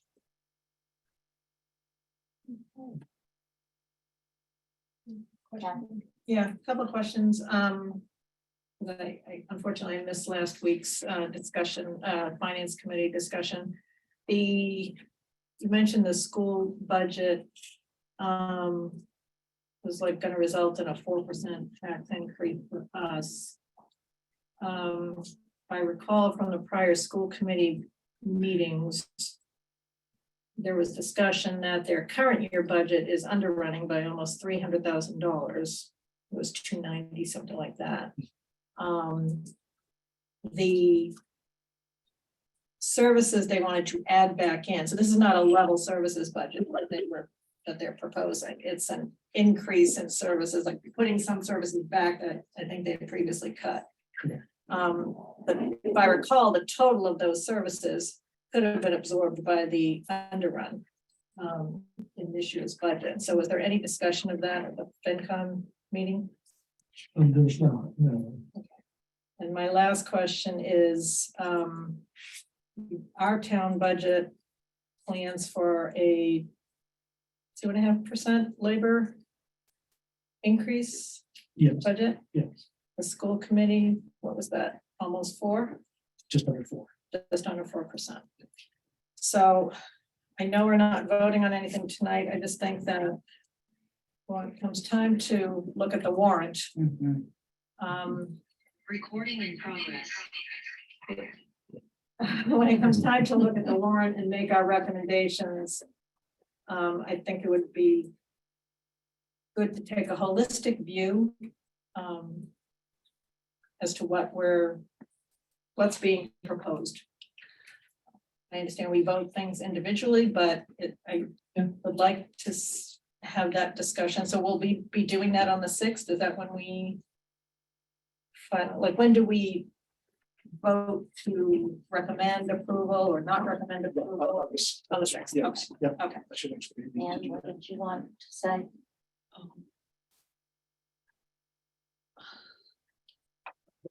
Jack, before you- Oh, sorry, okay. That historically has been the case.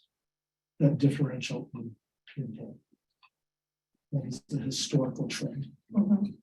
And in fact, it's a little less this year than most years because they're eliminating 3 full-time positions.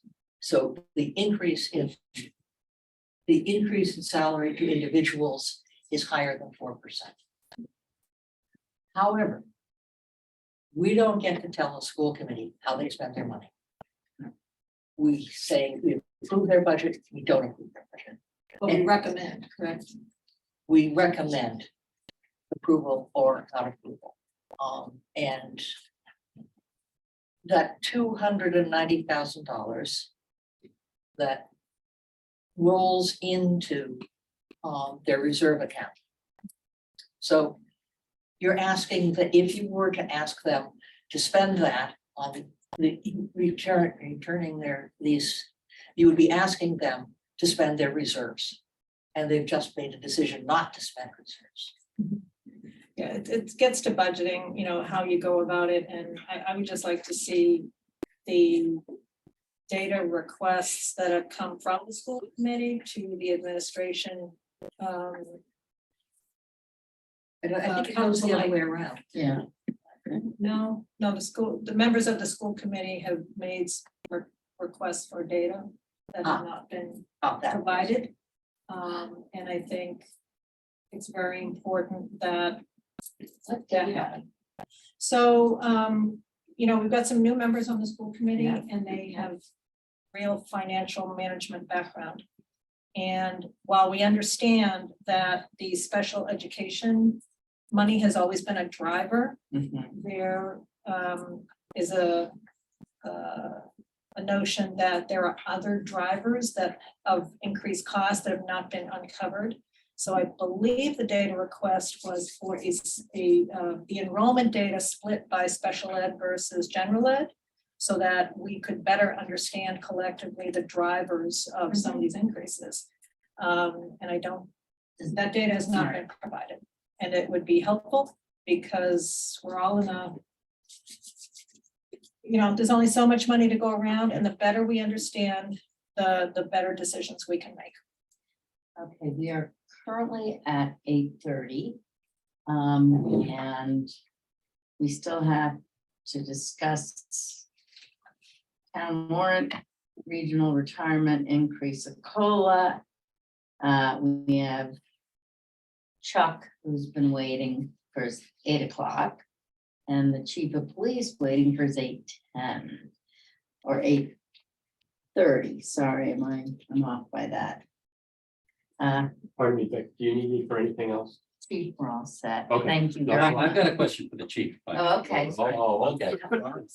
That's why I asked about 24, because it specifically had to do with the fire department. There we go. Good Okay. for you. So assuming you've got 2 new hires, that you get, two people added to your department next year. Yeah. And the discussion was, well, it's easy to find people that are EMTs as opposed to trained firefighters. Correct. If you go after you want people that are fully trained, so you don't lose that 10 weeks. Yep. How much longer is it gonna take you to find those guys? Is it a wash so that it doesn't make any difference? Because we're out the overtime one way or the other. We may not find them at all, because, and this is why, because most of the people in Massachusetts, and I know the FinCom was making light of the fact that we hire people from New Hampshire.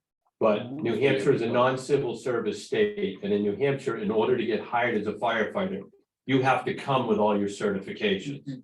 Massachusetts with civil service, you can take a test with no qualifications. Any of the departments around here will hire you, send you to the academy, and you have better retirement, better protection, better mobility within the departments of civil service. So let me just interject. That's Yeah. a risk when you hire a New Hampshire guy. He gets trained and he says, I'm tired of this commute, I'm leaving.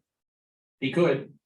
Yeah, I'm just, He Well, could, but we've that's- had people that Putting that have out. come to work here that live in Gloucester and they've gone to Gloucester and it has nothing to do with the commute. No, but we- that's- but the we only- don't- I wanna All right. keep us, Okay, and I will say, we can discuss that. I Yep. think that's something. that happy we to discuss. answer all right, the bottom line is, it's very hard to get fully trained firefighters. yes, and the union That's- contract says that if they're not coming from 5 years of contiguous service at a full-time fire department, Mhm. then they have to go to the Mass Academy. Again, Yes, so if there's any break in service, they need to get trained.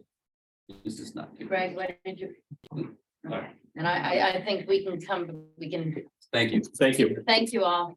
Say hi to Amy, please. Yes. All right, sorry, so. Where are we with budget updates? Just, So any further comments or further informational needs that you have as you prepare for final voting? on the Yeah. fix? So if you don't have that with you right now, that's okay. Just let me know in the next few days if you could. What additional information are you gonna need in order to be comfortable approving a budget come from 2 weeks from now? Kathy, you had said you wanted the actuals. So, Friends, is that something you? no, what I'm proposing as an action item is for after town meeting. Okay, Let us get a summit together of select board, maybe FinCom, whatever. I do think there are improvements we can make to our budgeting process so that we can avoid surprises, and there may be other lessons we want to incorporate out of town meeting. well, I also think that going forward to one of the points you've made, it's also showing savings. That I think is absolutely, okay. So anybody, any budget questions, let Greg know. Okay. Any other questions or comments on that before we go to the next? And do we, CPC, were there any questions on, 'cause Jack Burke is on? Did anybody have? Don? Yeah, just, I guess with regard to the budget, so how are we showing these savings with the, or how the money got shifted around with regard to dispatch? Because it doesn't really show up in the budget per se. Is there a narrative that's going with this? There will be, yes. All right, because people will ask this question, they'll say, hey, 4 guys left, what happened? Where's that money? That's, again, that's roughly $350,000. Okay, So that's something that we can, And so, so long as it's addressed, that's all, it's, you gotta see it somewhere. yes, I believe Sarah is currently working on exactly that. yeah, she's working on the finance committee report, which will have a narrative. Which will describe that, but again, you know, there's a desire to see it graphically. That's all. Demonstrate that. did anybody have questions regarding the CPC funding? Okay, Jack, thank you very much. No questions. Wow, that was easy. Thank you. No. That- Is that you, Jack? I just closed something out. I don't It know. was him. That was it. Thank you. There you are, Jack. Okay, so we're all set. Thank you very much. Thank you, Jack. Do we need to vote on that? So you will as part of your approval of the warrant next week. General question, or timing of when, when will we get to see the final, whatever we're gonna be discussing on the 6th? Is it the usual Thursday before, or will we get any extra time? Yeah, let me get you the revised budget after Thursday's meeting. Okay, thank you. We'll get that to you as soon as, certainly by Monday. That'll be awesome. All right, more discussion? So, warrant items, warrant articles, so I'll just run through them quickly. But obviously, there's the standard budgetary ones, there's the town operating, there's the town capital. There's the CPC, the preservation committee fund, funded projects, school operating and debt. There'll be a school bond vote to pay for the replacements of the turf fields. And then another standing one is other post-employment benefit or OPEB funding. So we're putting money aside for, basically it's health insurance for retirees. It was on a plan to fully fund that liability. To be fully funded by early 30s. Wasn't there something about that might impact OPEB payments that I saw recently? Never mind. Carry on. I mean, obviously, a lot of those funds are invested. Stock market is not doing well these days. So it's taking a bit of a hit, but you look at the long-term trend, but they'll average out. A revolving fund for the Park and Rec, that's a standard. The Board of Health is interested in having a new revolving fund for vaccinations, flu, COVID becomes an annual shot. So they're interested in having that established as a new revolving fund. Again, revolving funds are, you charge a fee, you take that money in, and then you turn right around and you use those monies to pay for the service that's being provided. So if someone gets a shot, we collect money from insurance, and those monies are used to pay for the shots. So then the planning board is looking to have up to 4 zoning articles. They're holding a hearing on those proposals next week, and make a decision as to the final wording next week as well, and get that to us. I should have grabbed the chief. The chief also, fire chief, has been seeking a couple of local option laws regarding sprinkler systems. One in boarding houses and lodging houses that would apply retroactively, but gives people a 5-year period to comply. And then the second local option is for any new buildings or major new construction renovation, major renovation. Over reconstruction. 5,000 square feet, was it? I forget the square footage, but it's for 4 units or more. Anytime you're building 4 units or more, whether it be a hotel or an apartment, you would be required to put a sprinkler system in for that new construction. So those are the anticipated articles. Unless you have other ones. I think we need one for a supplemental budget for the, Right, Yes. you just added that one tonight, yes. on the sprinkler. Do you know how many buildings in town that would affect? It's less than a handful. Well, that isn't. Private home. It's private home. right? Private home budget, okay. Yeah, there are a few, and I think that there I needs, can get you a better answer. I don't know the difference. but for some, it might be, I mean, would it count, apartment buildings? No. Not retroactively. Going forward, yes. Okay, so the dense parts of downtown would not be.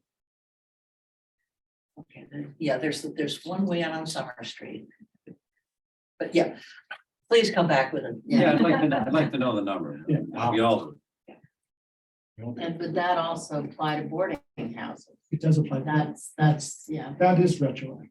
right, and that might. You have 5 years to come to compliance. Okay. Oh, so, I don't know what, morning. I'm sorry, maybe 1 or 2. Let me get the right information.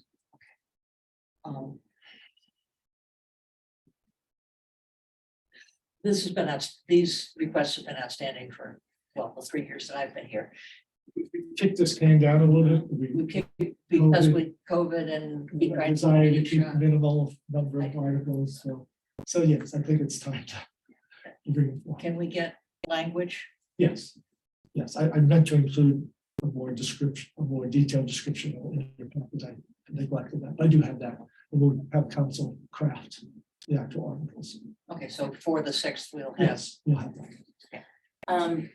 Can we bump the, the COLA talk. Yes, And let's let Chuck do his thing so that we can then move on to the chief. Is that, that's fine. there is a question just from Alex first about, was there a decision on, regarding building department, adding support? And that was the discussion between, building department, town planner, and sharing that. So that's not been I finalized haven't yet. finalized, but there are enough dollars to do some rearranging if we decide to do that. Okay. Does that answer your question, Alex? I don't know if he's still here. No. Okay, it's not yet been decided, but there will be more support. Okay.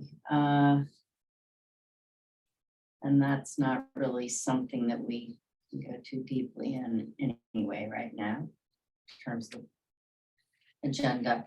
All right, Chuck? Yep, I'm still here. You can hear me? Oh, yes, sorry about that. That's all right. I think it was through the Pine Street for the timeframe, next steps following the traffic calming policy. You laid out in an email, Chuck. Right. Yep. Yeah, so I mean, I can go over at a high level, but ask me any questions. But since we last spoke, we have at least bid that project, and we're looking to award. Nate is on the call as well, but I don't think we've awarded the contract yet. So I think we're on schedule there.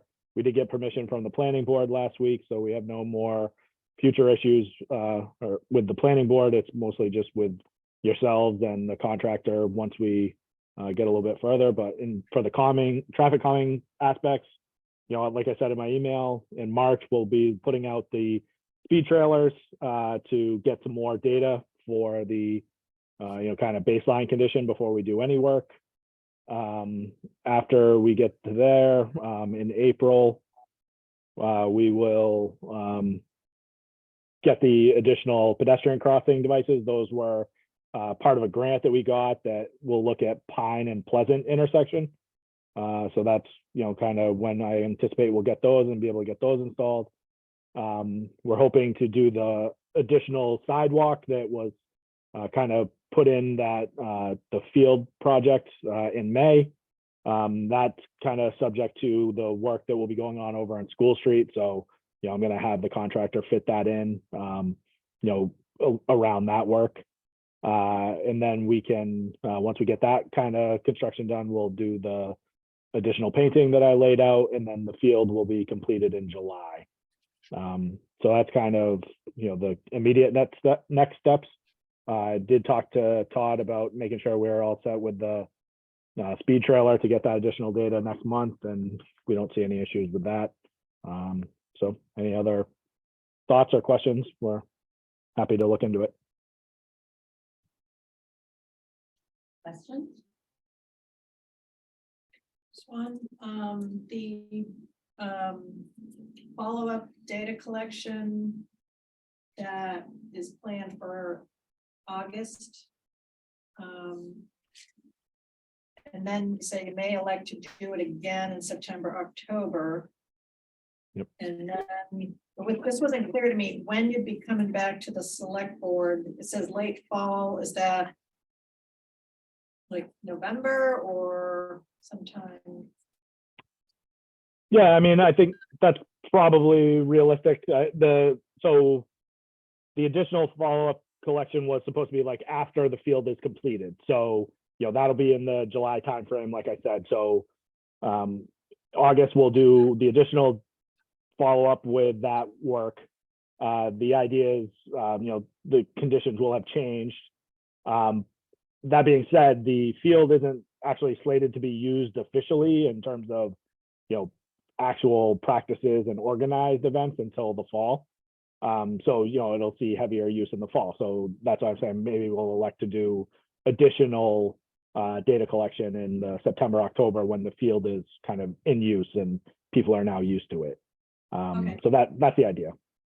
That makes sense, and I guess the only other question then would be, is there a plan to engage the bike and ped committee at all? Or, 'cause I know they work on some of these topics, and I'm just not sure if that's part of the plan or not. So I also forwarded this email. I think they might have either been CC'd on it or I forwarded it to them after the fact. So they're aware that this is kind of, how we're going to be handling the construction and the additional stuff. I've had a pretty good dialogue with them on this stuff, as well as other areas of town. So I think, we'll be in touch with them. They're not bashful when it comes to offering input, so we will continue that and then go from there.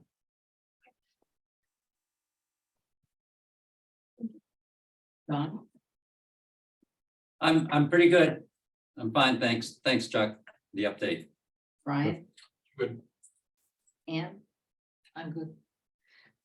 I thought it was a lot of information. It was very good. Thank you, Chuck. I'm all set as well for All now. right. Nate, Thank did you. Nate want? I'm sorry? I was just saying thank you. Yeah, I have nothing else. Okay, and did Nate want to chime in, or y'all all set on that? I think we're good. Yeah, just looking forward to getting the Pine Street project going. Excellent. Okay, thank you. It makes it very easy when we get so much advanced information. Okay, next up, we have the chief, who's been very busy. Very busy. Yeah. Yes. Thank you, Nate. Thank you, Chuck. All right. So we're here tonight for second quarter review updates. Again, it has been very busy. Yeah. Focus over the last few months certainly has been continues in the dispatch efforts, which continue to go smoothly despite some challenges with staffing these last couple of months. So that and budget and working on some emergency management preparedness. Chief was fortunate to be chosen to attend a national academy down in Florida on That was huge. preparedness for hurricane. And I think that'll benefit us going forward as we work with our neighbors and improve our preparedness plans. Because I think a storm is coming someday. Don't know when, but I'm afraid it's going to be one of these days. Hopefully I'll be retired. Yeah, we do. Yeah, but you'll still be in town with your. Low area. Yeah, I am. Believe me, I know. Chief knows my plan for hurricane preparedness. It's nothing to do with his. It's a case of beer and maybe a candle. Again, business chief has done very well with this work. I very much appreciate his efforts, but open up to your questions and chief, make a few comments first. Yeah, I mean, I submitted the memo, so in the interest of time, I can read it if you guys want me to, if not. No. But Thank you, we're all of us quite literate. yeah. So basically, as Greg said, the dispatch has taken pretty much all of our time in the transition. We've been working really well with the regional partners, and we're working on the construction of the safe lobbies with Nate from DPW and Chris Ryan. So you'll be seeing some new doors go in possibly next week, and then probably the total package will be completed maybe probably late May, early June. So we'll continue to staff the lobby until those those lobbies are operational. We're beginning to schedule our records management training, which begins on March 6th.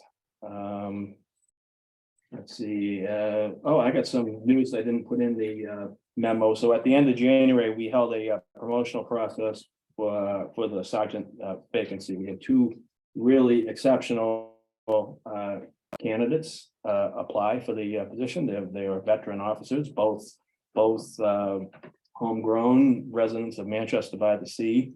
And they came within a point of each other.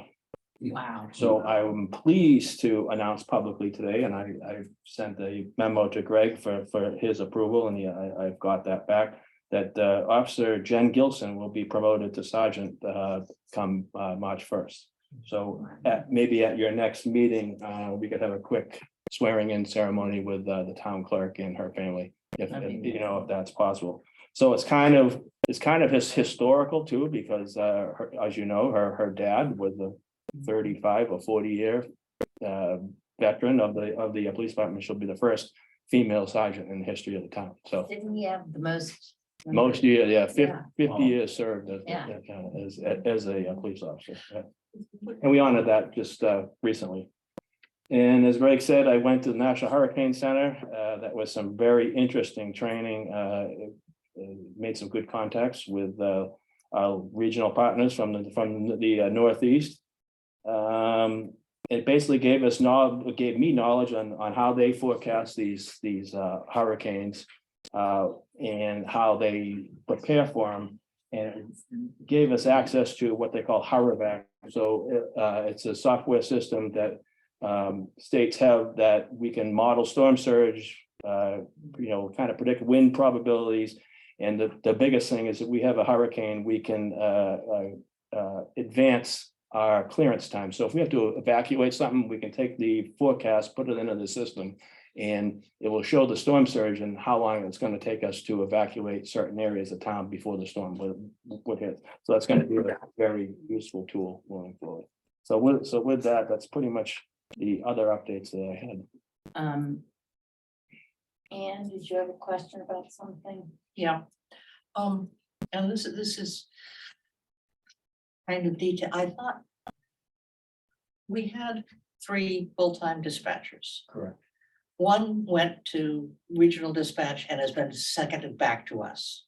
So he was a part-timer. One full-timer left for Raleigh.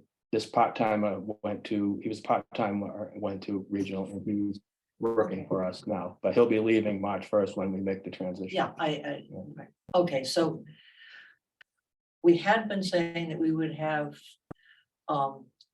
the existing dispatchers cover the lobby until July 1st. Mm-hmm. It sounds as if we're running short of people. Yeah, so now when we won't be dispatching officers, consider there as well.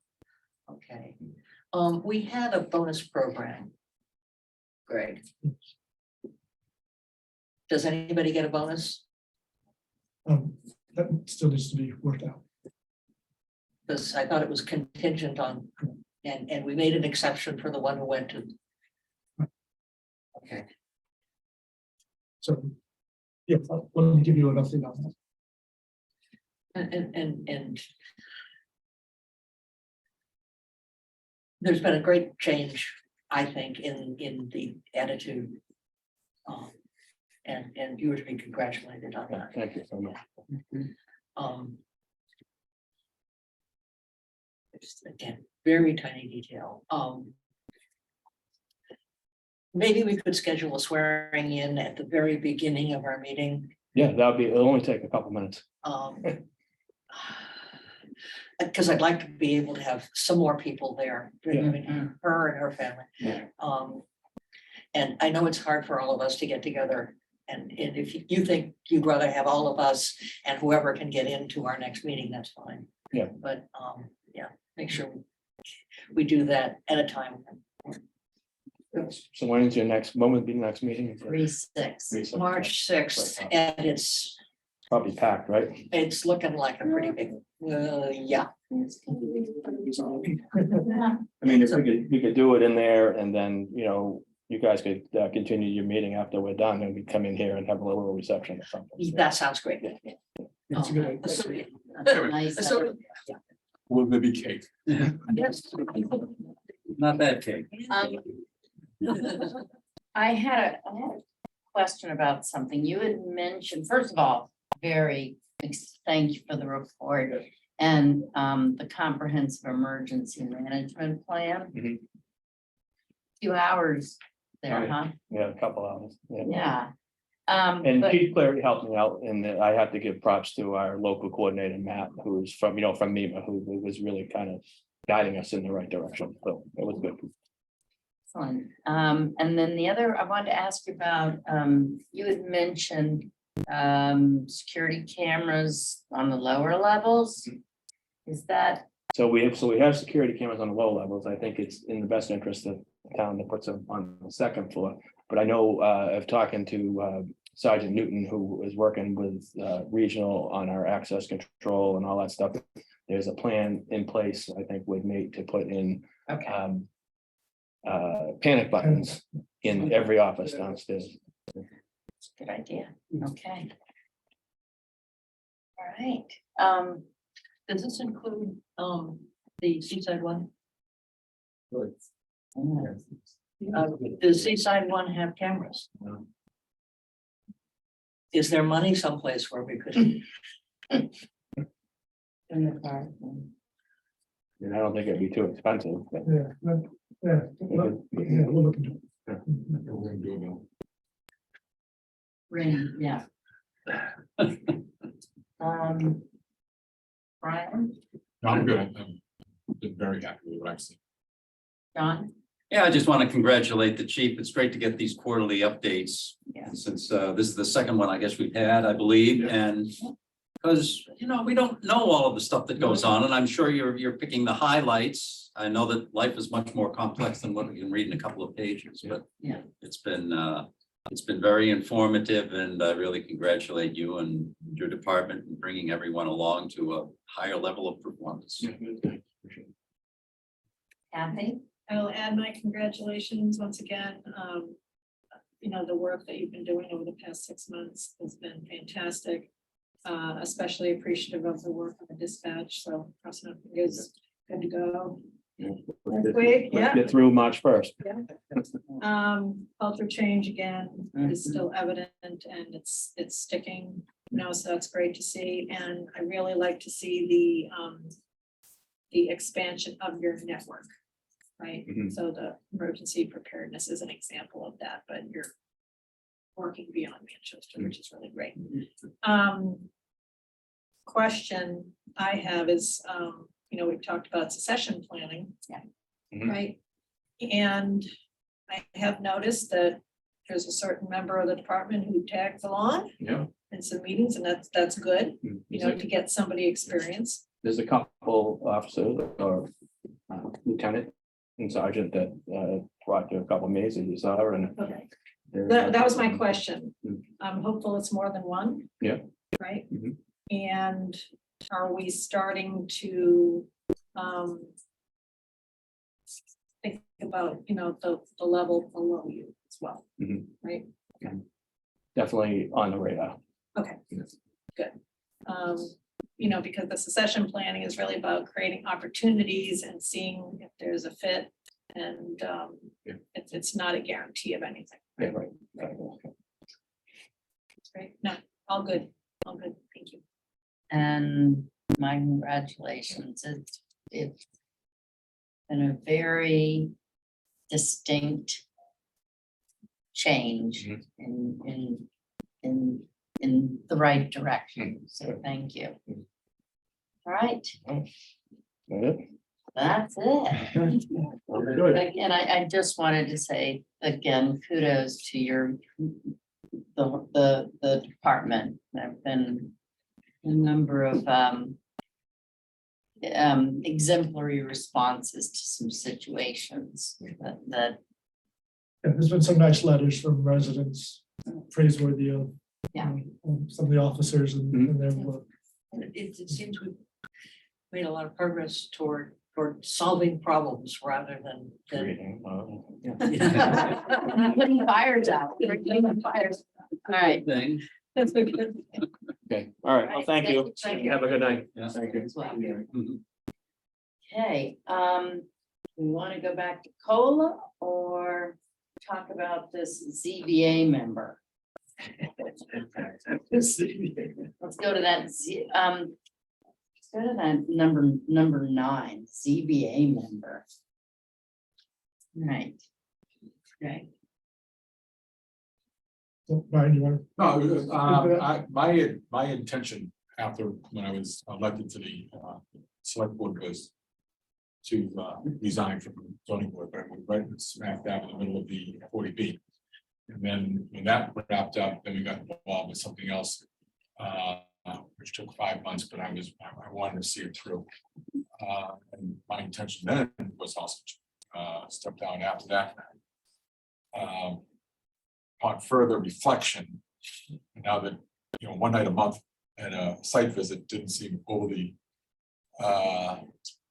onerous, especially given the fact that when I started talking about it, there were a couple of the members who were talking about resigning or stepping down. So, in an effort to maintain some continuity, but without taking on too much responsibility, so I'm really good at that, not taking on responsibility. I thought it would be maybe in the best interest to, rather than resign, just to slide back into an alternate position like when I first started. That would move, I think Sean Zahn would move up into the a voting member at this point. He was, I think he was first alternate. That still doesn't negate the fact that we're gonna have to start looking for a couple of members. I know that was advertised. I believe it was advertised, and I've spoken to a couple of people about it. So that's basically all I want to do. Is I just don't want to have to commit to the 3rd Wednesday or 4th Wednesday of the month. I figure when we change it now, only when required, and I'd still show up if I had nothing to do. So is this appointed? So do we have to modify his appointment? Yes. All right. There was a question at that point when, because I was a sitting member of the zoning board before I got elected, that was okay, right? Because I wasn't appointing myself now. So when is that time up? Well, I've got a letter, I'll give it to you right now to get out. I think I'm probably on a year and a half as a full-time. As a voting member. I think 23 actually, I think I was reappointed.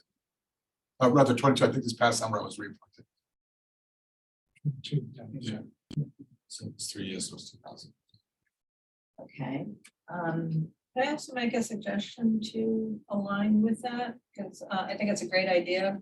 I really think it makes sense to formally name Brian as the liaison between the select board and CBA. Yeah. I don't think, I understand the reason for naming me originally because it was kind of together with the planning board.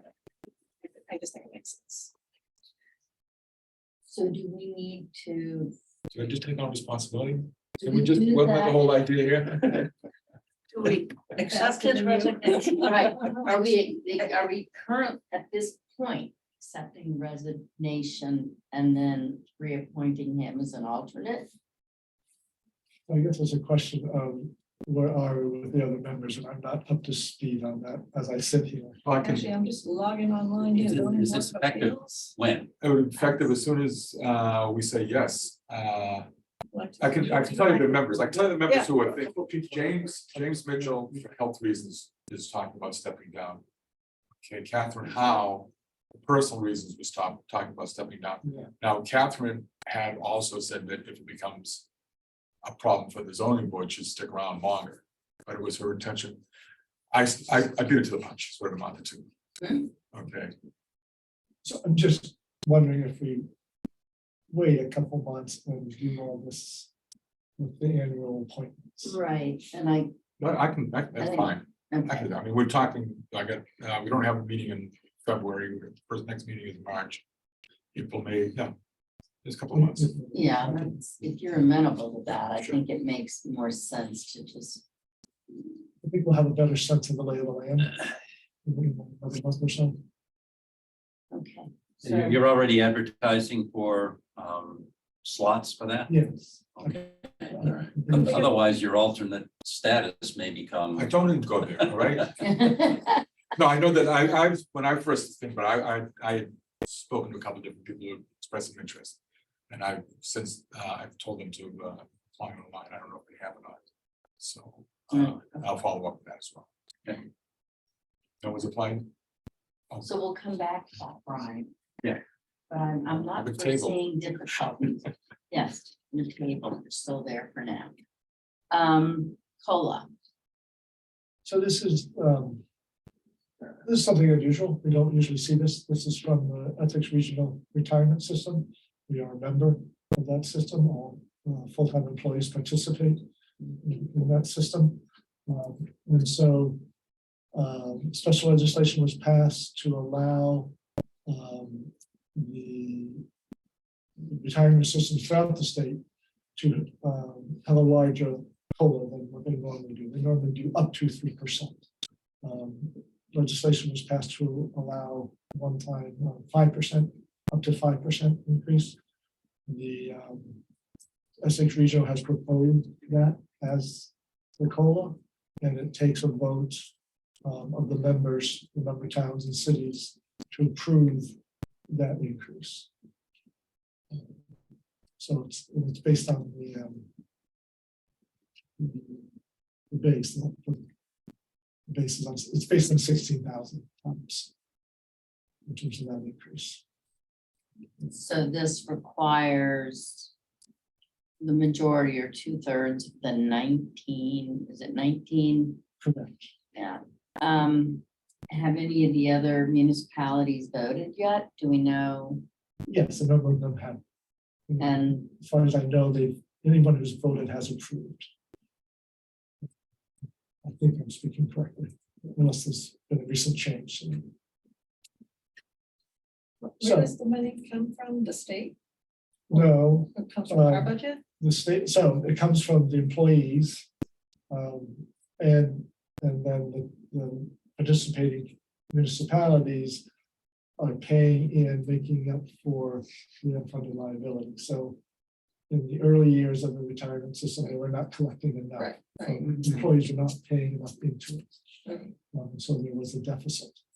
So we are paying into it to make up the deficit.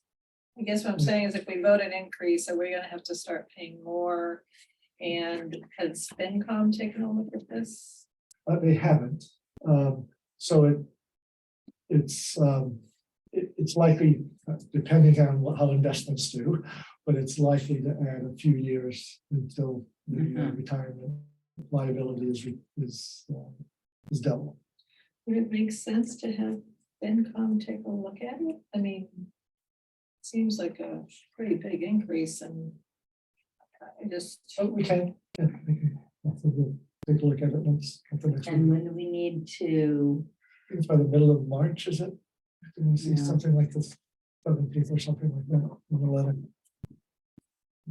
Yeah, it says, retirement system notified of the results on or before April 1st. So we do need to. April 1st. Yeah. We have. So we've been paying into this system for, well, trying to catch up for some time, and now they moved the goalposts a little bit. They moved the goalpost a little bit with this higher call. Yes. Right, so I think I read 2033 sticks in my mind. Is that what you had said? Yeah. Now it's 2036 or something, I don't know. Yeah, that's good. Yeah. Okay, Yeah, and once it's in, there's, if cost of living Right. No, goes down, this is it. right. It seems like a permanent solution for a temporary Right. problem, which I'm not a big fan of, and Yes, so I agree with Kathy. I'd like to hear from FinCom. Yeah, let me see if I can hear from regional what their estimate is in terms of impact. Any others? And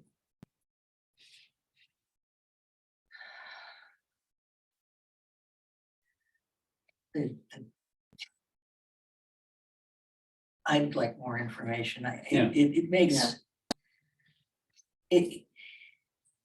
I assume that this doesn't mean that there'll be 5% every year from here on. It's just this 5% is a step, and if inflation comes down, it would go back to something more in line with. will it? So that's, you're adding to the base. Yeah. right? You're adding to so the that base. doesn't go back. So Once tide that's is- done, So what that's goes back done. is The increase. Traditional, the increase will go back to the more traditional 2 to 2.5, which is what is traditionally. A little lower than that when inflation was Yeah. so low. So right now their ceiling is 3. Yeah. And that's what they've been working on, but now, of course, with the past year, they want that ceiling to be 5. And they'll immediately go to, Yes. It's retro. to the Yeah. 20, to July, Yeah. yes, I saw Yes. that. And then maybe it goes down, but there's no history that that has happened, at least when it was at 3. Well, they're not gonna go, they're not gonna lower the base, but they'll revert back to the lower increases. No, I'm not trying to. Yeah, It's okay, still on the higher Yeah. base. I understood, So understood. it's- Yeah, Well, inflation is unlikely to reverse itself, and we're not going into a deflationary period, which is what. So increasing the base. And the cost of milk is going to stay up. So we do need to see some numbers, for finance. And it'd be nice if the finance committee gave us their Raise, recommendation. okay, so we will come back to COLA.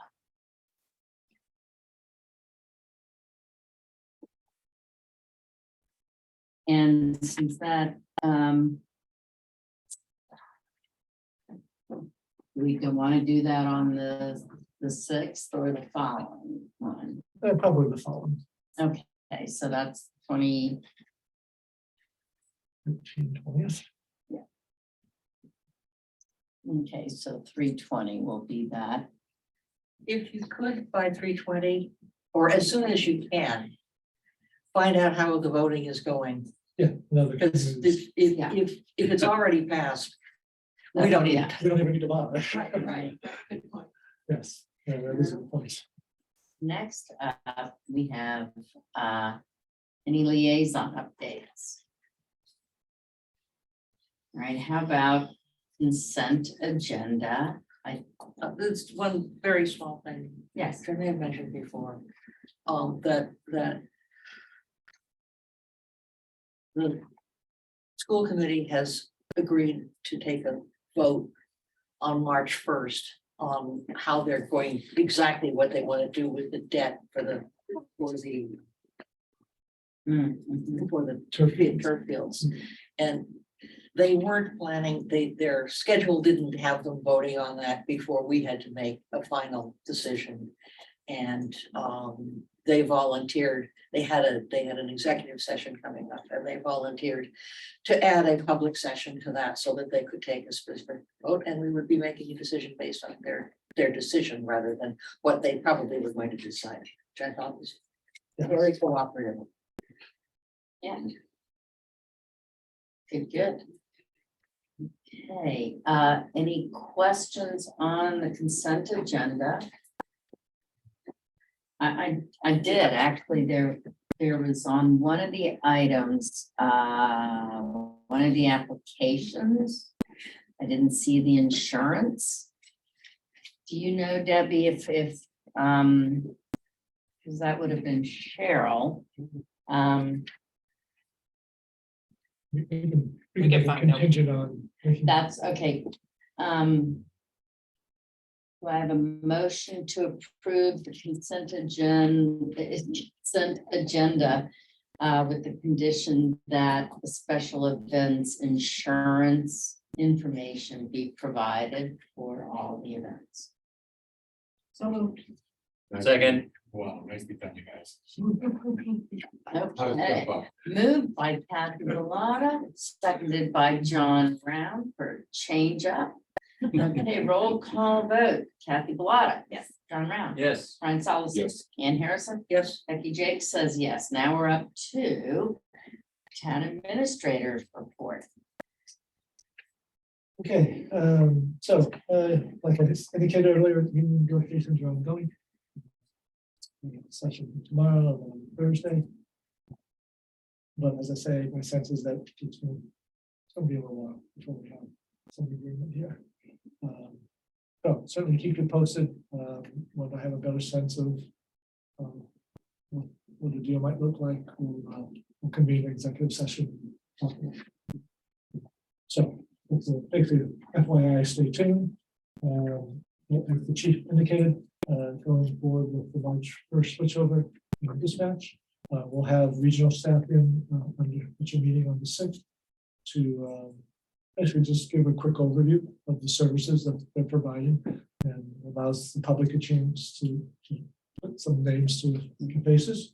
And then also the center has agreed to hold some open house hours, and they're looking at March 22nd, doing a 10 to 12 in the morning, and then the second round from 5 to 7 in the evening.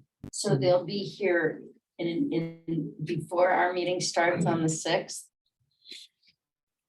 We had Oh. talked about that. Let me confirm that, but yes, I think that is Okay, so possible. we might need to see what we can do then with Sergeant Gilson and the swearing in. I just want to make sure we get, Coordinate space.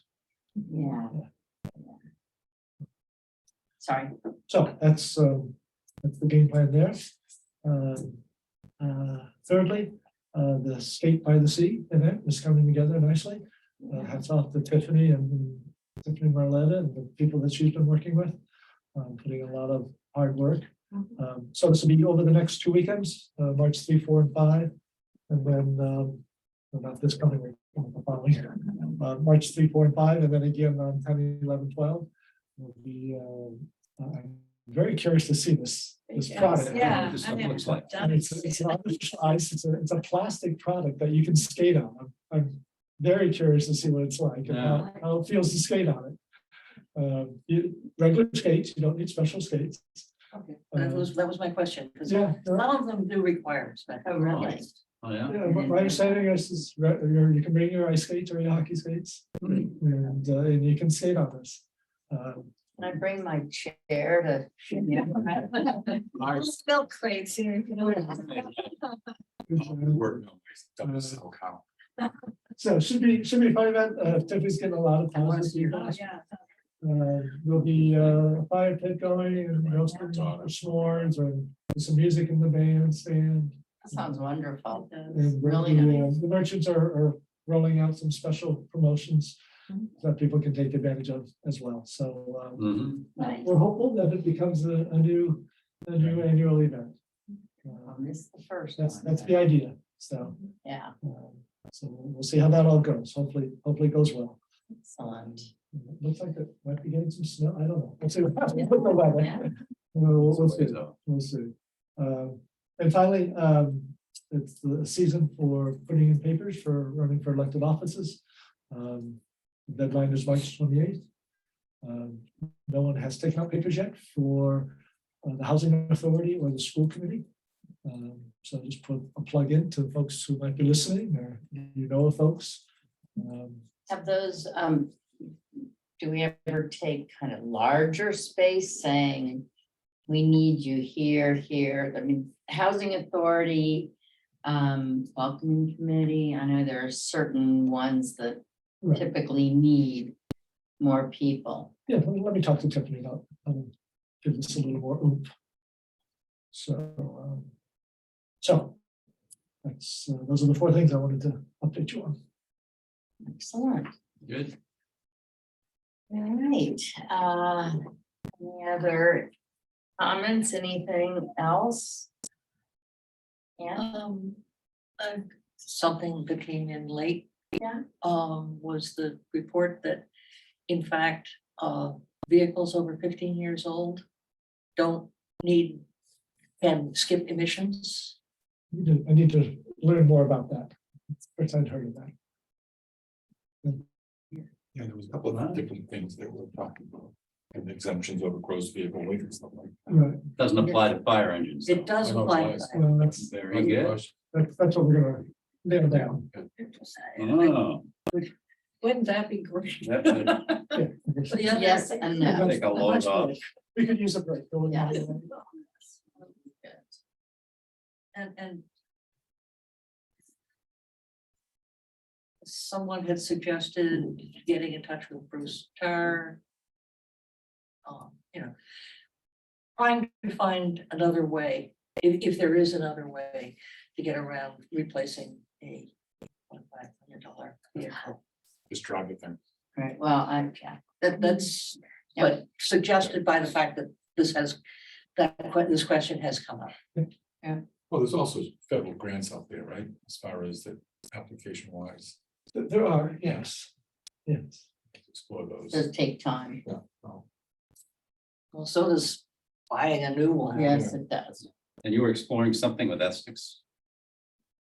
Yes, so the chief initiated that discussion. All right, So, yes, see if that has legs. I would expect that this conversation might come up during the town meeting, right? So will we have a more comprehensive Yes, discussion about vehicles, I guess is the way, Mhm. well, it'll come up under capital. under capital, because when we talk to capital, Yeah. and on the sixth. and Yes. that- Okay. good, Okay. Thank you.